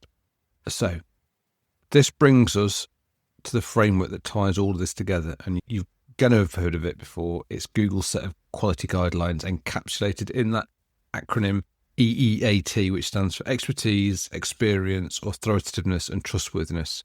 Now, EEAT is not a direct ranking factor, but it is the way that Google looks and evaluates content quality. And a strong entity-based content strategy like the one we've been discussing will directly support every single letter in that philosophy of theirs. So let's look at each one. Expertise and experience. How does Google know content is written by an expert with real-world experience? Through your people entities. That's why it's so critical to have those detailed author bios, clearly attribute content to people, and showcase their credentials and affiliations. You're not just publishing anonymous articles, you're presenting the work of a credible expert.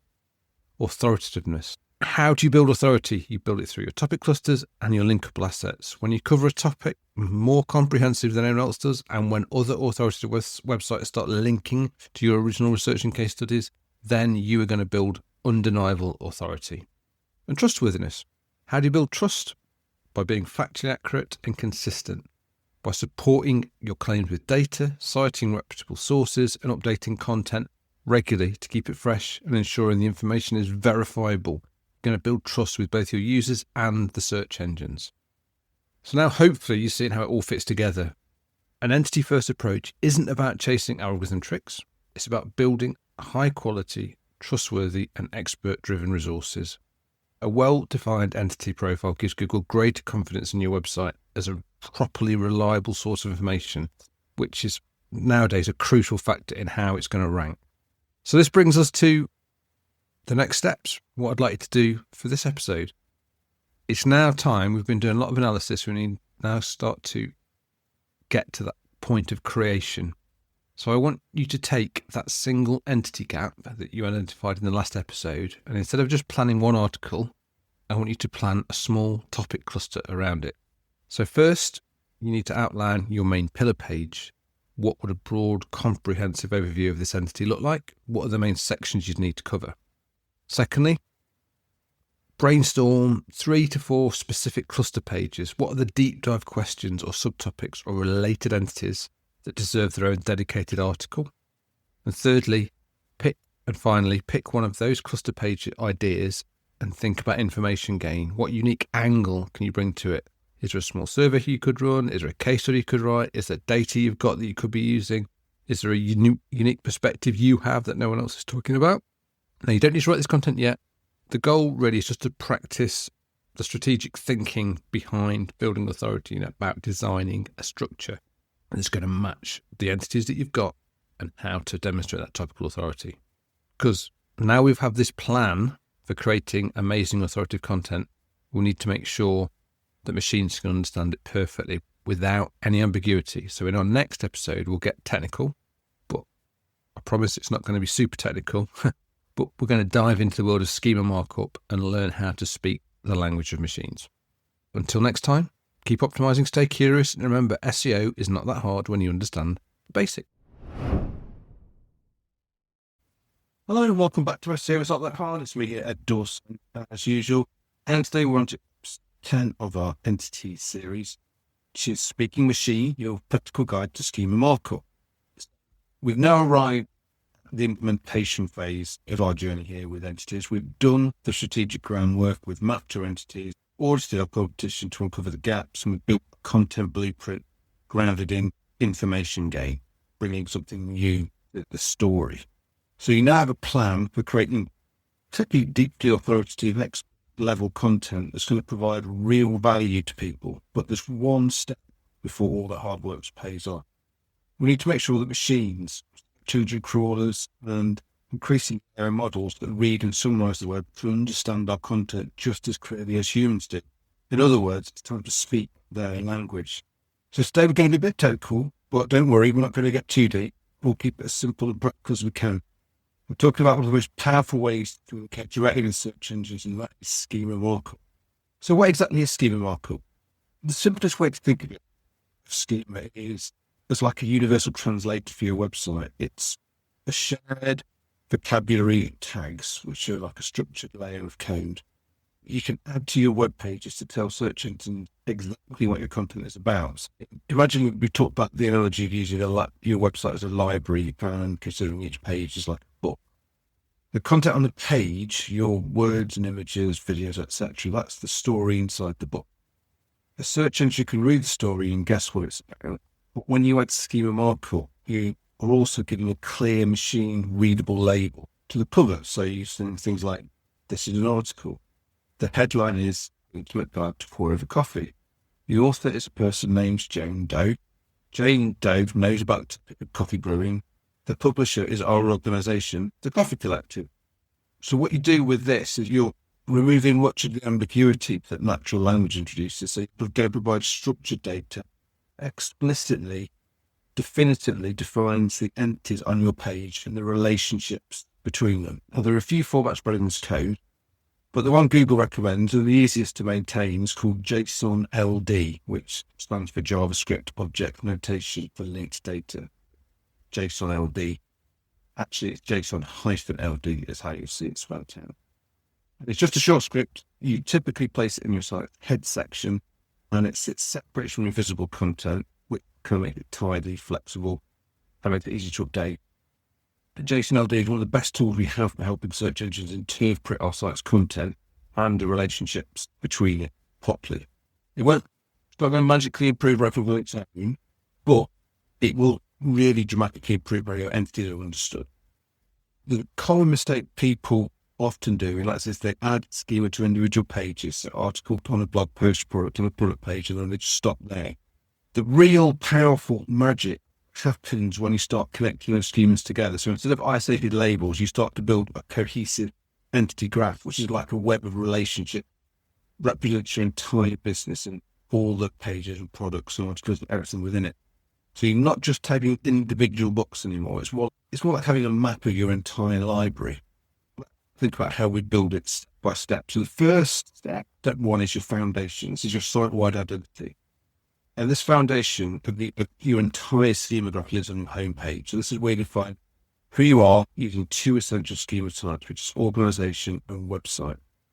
The organization markup is like a digital business card. It includes your legal name, the URL, contact info, things like that. But the most powerful property you can give it is called same as. And same as tells the search engines, when you say name, this is the same entity as these profiles. And you can link to other authoritative external identities like your company's LinkedIn page, your Twitter page, YouTube profiles, Crunchbase, Wikipedia, Wikidata entries. And this helps Google and other systems disambiguate your brains. You connect your website to the correct real-world entity and global knowledge graph.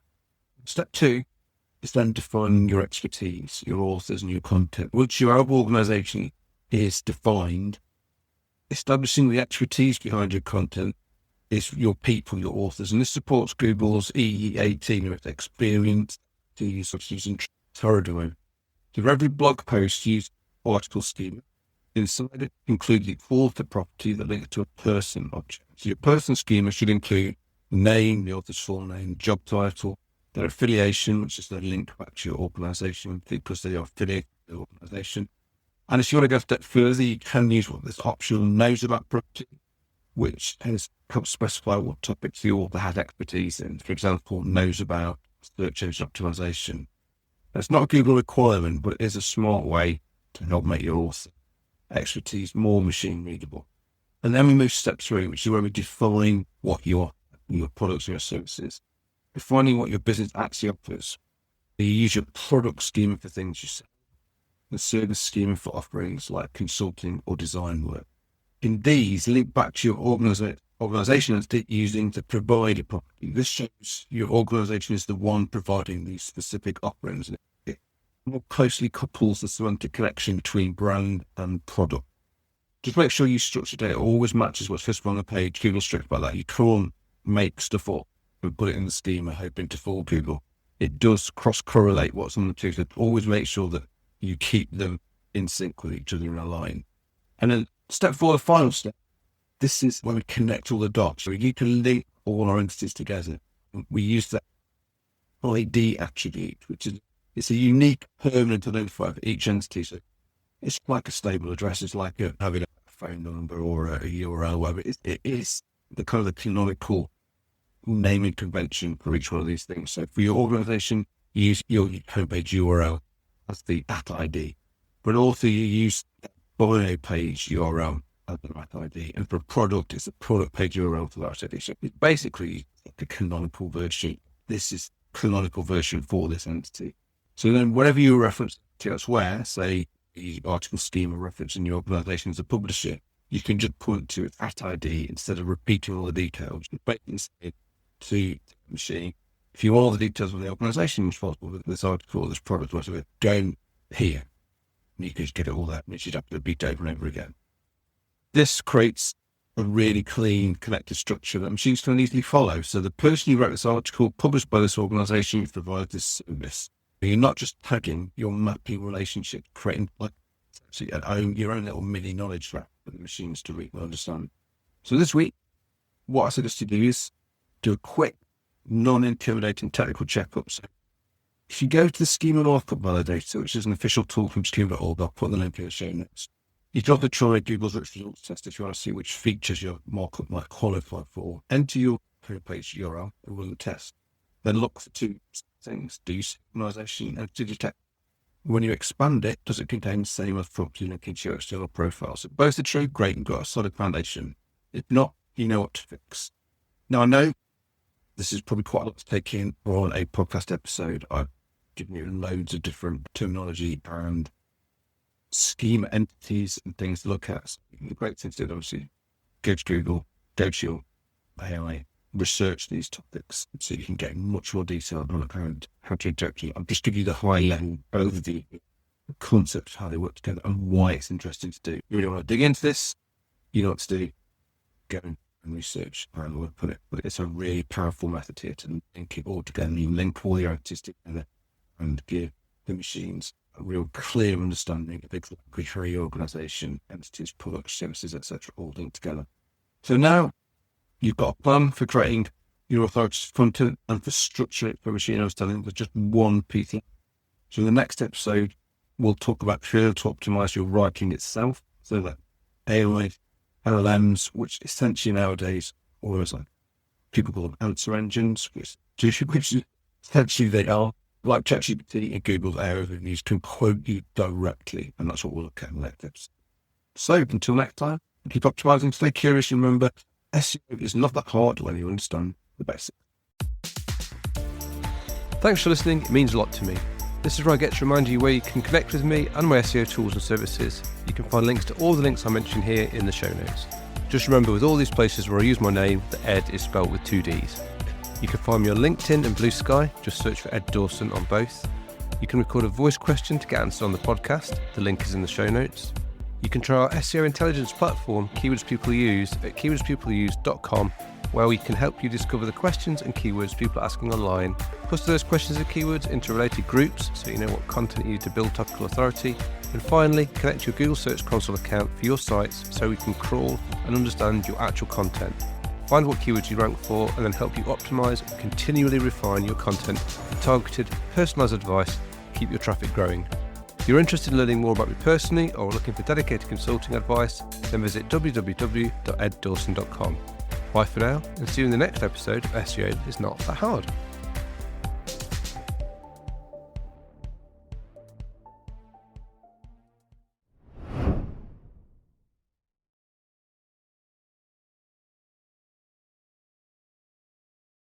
Hello and welcome back to SEO is Not That Hard. It's me here, Ed Dawson, as always, and we're now on to part 11 of our series on.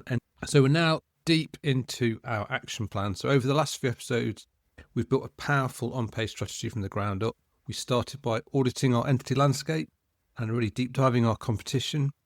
We then learned how to build deeply authoritative content using the topic cluster model and the principle of information gain. And last week we got technical, demystifying schema markup and learning how to build our own entity graph to speak directly to machines. At this point, you have a plan for creating content that is strategically brilliant, deeply authoritative, and technically perfect. It's designed to be understood by search engines and valued by your human audience. But there's one final layer to this on-page puzzle. The way people find information is starting to change. They're no longer just looking at a list of blue links. Many people still are. There is a shift happening. They're starting to seek the answers to their questions directly by asking them to AI assistants, to LLMs, and they're getting back synthesized answers. Our job is to make sure our content is the source for those answers. So today, we're going to look how to optimize our content for the new gatekeepers of this information, the generative AI engines like ChatGPT, Gemini, Google's AI overviews, Claude, and Perplexity. Now, for years, the goal of SEO was to rank in Google and then get a user to click on your link. Now that's still important, but a new goal has emerged, and that's to be cited by an AI. Now when a user asks an AI, what are the best techniques for brewing pour over coffee? The AI will synthesize an answer based on the most reliable, well-structured information that it can find. So becoming that source of information is the new position 0. It establishes your brand as a definitive authority in a way that even a number 1 ranking on Google can't. So how do we do it? How do we make our content not just readable, but easily digestible and reusable for an AI? It comes down to 3 core principles: structuring for machine parsing, prioritizing factual accuracy, and framing your content as direct answers. So let's look at principle 1, structuring for machine parsing. So imagine you're writing a textbook for a very smart, very literal machine like a robot. Doesn't appreciate literary flair or long, meandering paragraphs. What it needs is clear signposts, a logical hierarchy, and information broken down into bite-sized, easily extractable pieces. So the first and most important signpost is your heading structure. This is something that hopefully, if you've been doing SEO well for a long time, is nothing new. And if you've been listening to my podcast for a while, then you'll have come across these, but it's worth reiterating here. So your main title should always be a H1. Your main section should be H2s, and the subsections within those should be H3s, and so on. Now, this isn't just for visual organisation, which it will help for actual real people reading it, but what it does is it creates a logical table of contents that a machine can parse instantly. It allows the AI to understand the topic boundaries and to navigate your content to find the specific segment it needs. Next, embrace short paragraphs and lists. An AI is far more likely to pull a concise 3-sentence paragraph as a direct answer than it is to try and summarise a huge wall of text. Even better are bulleted or numbered lists. Each list item itself is a self-contained, perfectly formatted little snippet of information. And AIs can then easily lift a single bullet point answer to a specific question, making your content really incredibly useful for building AI-generated summaries. The overall mindset here is to think in snippets, not essays. Every section, every paragraph, every list item should be crafted as if it could be pulled out of context and still make perfect sense. Now, principle 2 is the currency of facts. So this is where, without a doubt, it's the most critical principle of all.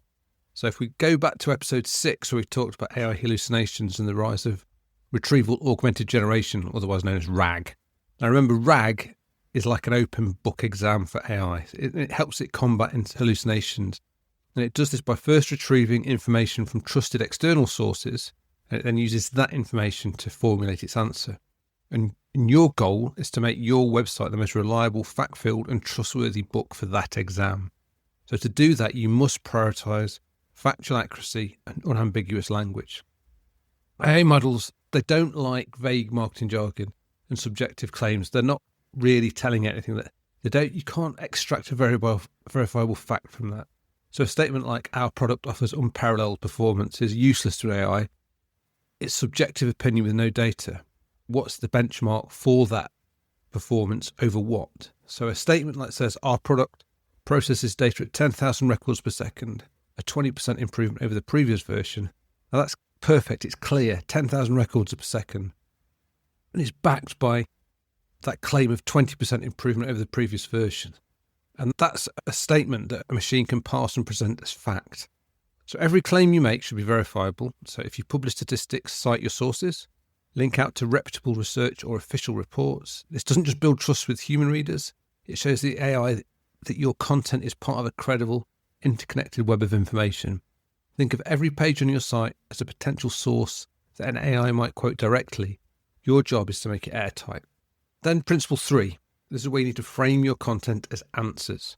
So large language models are at their core, they're answer engines. They're designed to respond to natural language questions.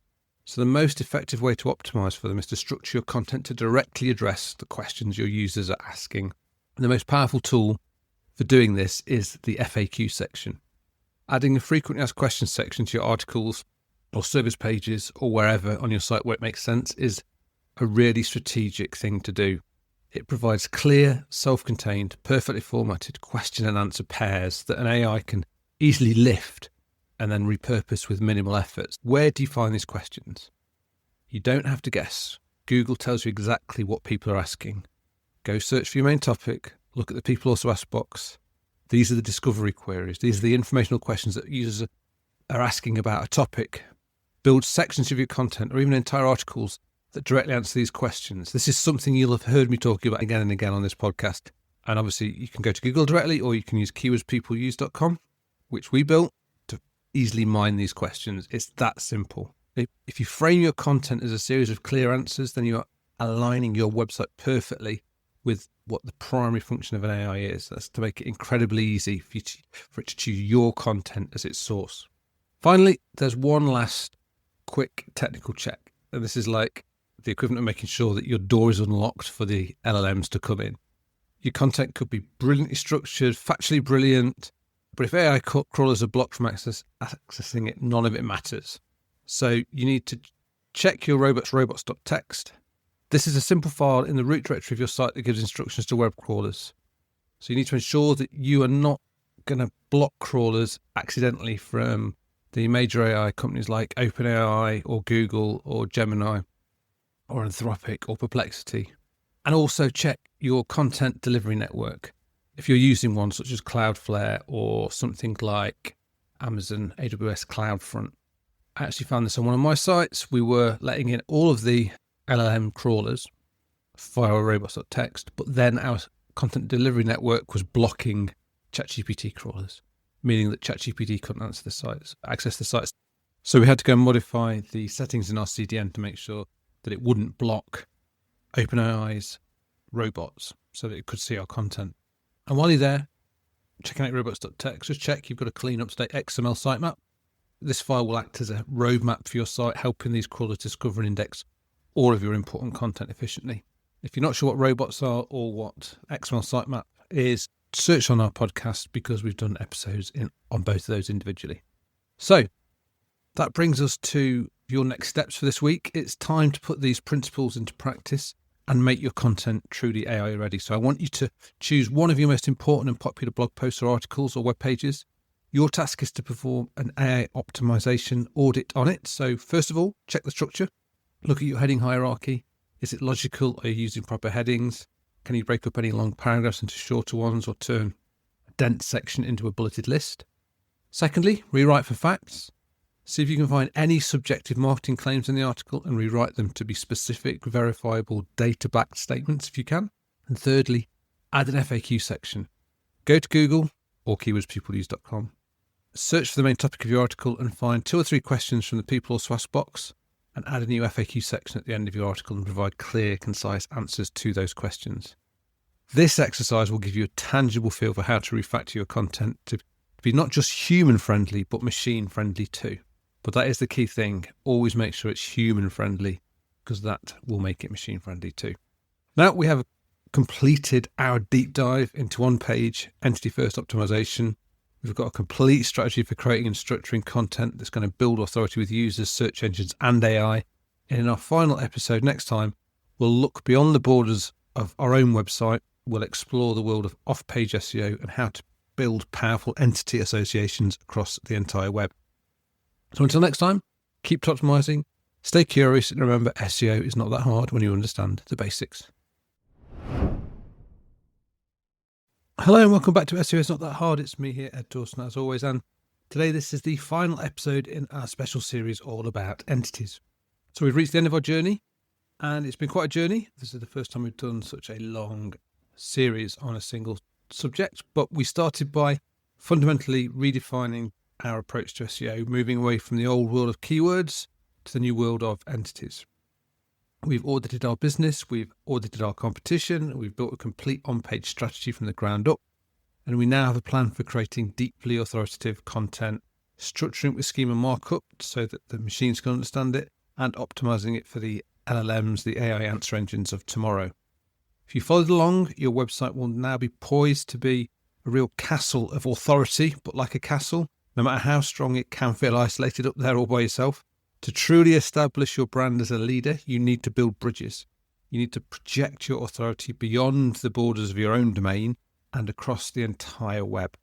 So today, in our final episode, we're going to look beyond our websites and we're going to explore the world of modern off-page SEO. We'll learn how to build powerful signals of trust and authority that tell the whole world and every search engine, LLM or otherwise, that you are a credible, important and trustworthy entity. So for decades, off-page SEO meant one thing, link building. And the goal was to get as many links as possible from other websites to yours, where each link being seen as a vote, and the more votes you had, the higher you would rank. That's the simple version. I know it's more complex than that, but while links are still incredibly important, the thinking behind why they're important has evolved. The new goal is not just to acquire links in and of their own right, but to build entity association. And this is some kind of a crucial shift in mindset. The objective is no longer to just pass PageRank or link juice. The broader, more strategic objective is to create a web of contextual signals that consistently associate your brand's identities with other established authoritative entities within your niche, within your topic area. Think of it like building a reputation in the real world. You can tell everyone you're an expert. Your reputation is truly built when other respected experts start talking about you, when or other organisations, the more prestigious the better, invite you to speak, and when your name consistently appears alongside theirs in important conversations. This is what we're trying to achieve online. We want Google and other AI systems to see that our brand entity is mentioned in the same context as other trusted entities in our industry. This pattern of association, or co-occurrence, teaches the AI to semantically connect you to that world of authority, effectively allowing you to borrow credibility and reinforce your topical relevance and authority. So how do we do this? There's 4 key strategies. So strategy 1 is digital PR and your linkable assets. And this is the main strategy for building authority in the modern link building area. So we can connect this back to episode 9, where we talked about creating linkable assets. This is the cornerstone of your content strategy, okay? Your original research, your data-rich case studies, your definitive industry guides. A linkable asset is a piece of content that's so valuable that other people will want to cite it. But creating it is only half the battle. The other half is promoting it through digital PR. Now, there's whole episodes on digital PR that I've done, so if I'm more depth, go and listen to them. But for now, we'll cover it just in a nutshell. So digital PR is the process of doing outreach to journalists, bloggers, industry publications, and other content creators to make them aware of your valuable resources. The goal is to get them to reference your work in their own content. And this achieves 2 goals at once. First of all, it earns you a high-quality backlink, which is still a powerful ranking signal in its own right. Secondly, it generates valuable unlinked brand mentions from authoritative domains. Even if they don't link to you, just having your brand name mentioned in an article on a major industry site is a powerful entity association signal. Just being mentioned, that co-occurrence. Google sees your name next to a topic you want to be known for on a site it already trusts. It's going to strengthen that connection. Strategy 2, that's digital foundational consistency. Now, this next strategy is about building a really solid, trustworthy foundation for your brand across the web. Now, you may have heard of the concept of NAP consistency. That's name, address, phone number. And for local businesses like a coffee shop or plumber, anyone who's local, it's really critical, big in local SEO. But for many of us, like SaaS companies, informational sites, e-commerce brands, consultants, a physical address or a phone number isn't necessarily a core part of our identity. So we need to think about the digital equivalent. And this is what we can call digital foundational consistency. The principles, it's the same, ensuring your core identity is perfectly consistent across every platform you're on. So this is going to create a web of signals that validates your entity's existence and legitimacy for search engines. So what are the core assets for a digital first business? Your official company name. Is it My SaaS or My SaaS Inc? Pick one, stick with it everywhere. Your website URL, always link to the same canonical version. Your logo, use the same high resolution file on all platforms. Your core messaging, like the 1-sentence description of what you do. It should be consistent across your social media bios, your directory listings, and your website. And where do you need to be consistent? On your core social profiles, so if you use LinkedIn or X, on any other major business reference sites that are relevant to you, like Crunchbase or sites like G2, Capterra, or Trustpilot. A comprehensive brand audit across these areas to make sure that you are being consistent across them all is a powerful trust building exercise. And then strategy 3, strategic partnerships and co-occurrence. Now this is slightly more advanced, and it's about actively building entity associations. So it involves seeking out other people and other businesses to collaborate with who are non-competing but are highly authoritative entities in your industry. So this could take many forms. So co-authored research, I see this a lot in the SEO world. Partner with another company or an academic institution to produce a joint industry report. joint webinars, host a webinar featuring an expert from your company and an expert from a respected partner company that might have a product that complements the one you're trying to sell well, so you can complement each other. And then integration partnerships. So, for example, if you're a software company integrating your product with another well-known tool which allows integrations, such as, say, with Screaming Frog in the SEO world, and then co-market integration with that company that you've integrated with. And the strategic goal here is to create this co-occurrence, the repeated appearance of your brand entity alongside another trusted entity in relevant, high-quality contents. Then when Google's crawlers repeatedly see your brand and your trusted partner brand mentioned together in the same context of your industry topic, its algorithms are going to learn to associate the two. It's like being repeatedly seen with the most respected person at a party. Their authority and relevance begin to rub off on you. Then strategy 4 is becoming an expert source on modern platforms. This is our final strategy, and it brings us all back to your people entities. This is where what we want to do is to relate people, your experts, to your topic area in mainly news platforms. So this is where journalists will be looking to have experts on a topic complement the story that they're writing about. You'll see in most journalistic articles that they will always try and cite experts as third-party people to give credibility to their articles, but also being mentioned in the article gives credibility to the expert. Now, it used to be, for years and years, the go-to tool for connecting experts with journalists was a service called Harrow.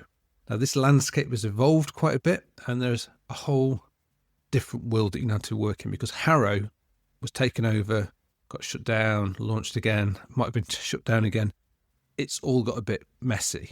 So what you need to do is discover which platform the journalists in your topic area are using to make these requests. Places that they might be are quoted. They might be on featured.com. They might be on Source of Sources. They might be on Facebook groups.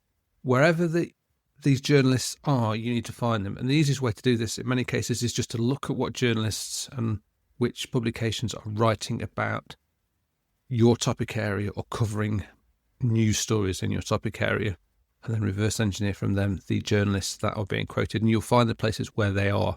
It could be worth building a list of the particular journalists if there are some specific journalists in your area, and make contact with them and make sure that you're available. But it's better if you can find them in these marketplaces where they are pitching, asking people to be experts, provide expert quotes on news articles they're working on.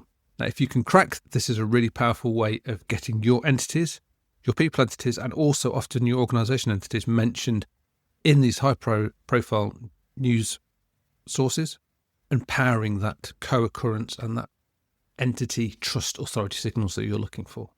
Now, and with that, we have now reached the end of our action plan and the end of our series. So let's take a moment to look back on where we've been.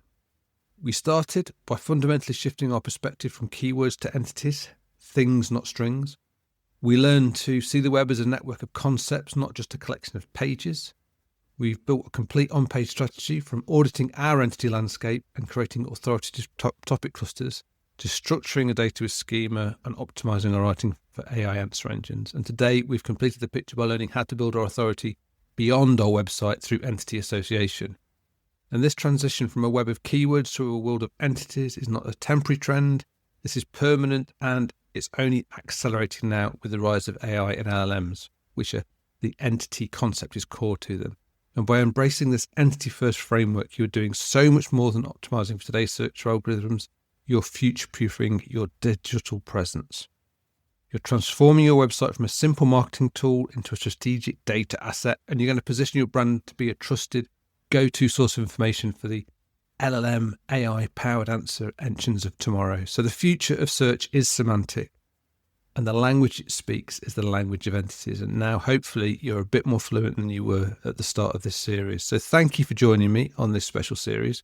Go put these strategies into action and build the authority that you deserve.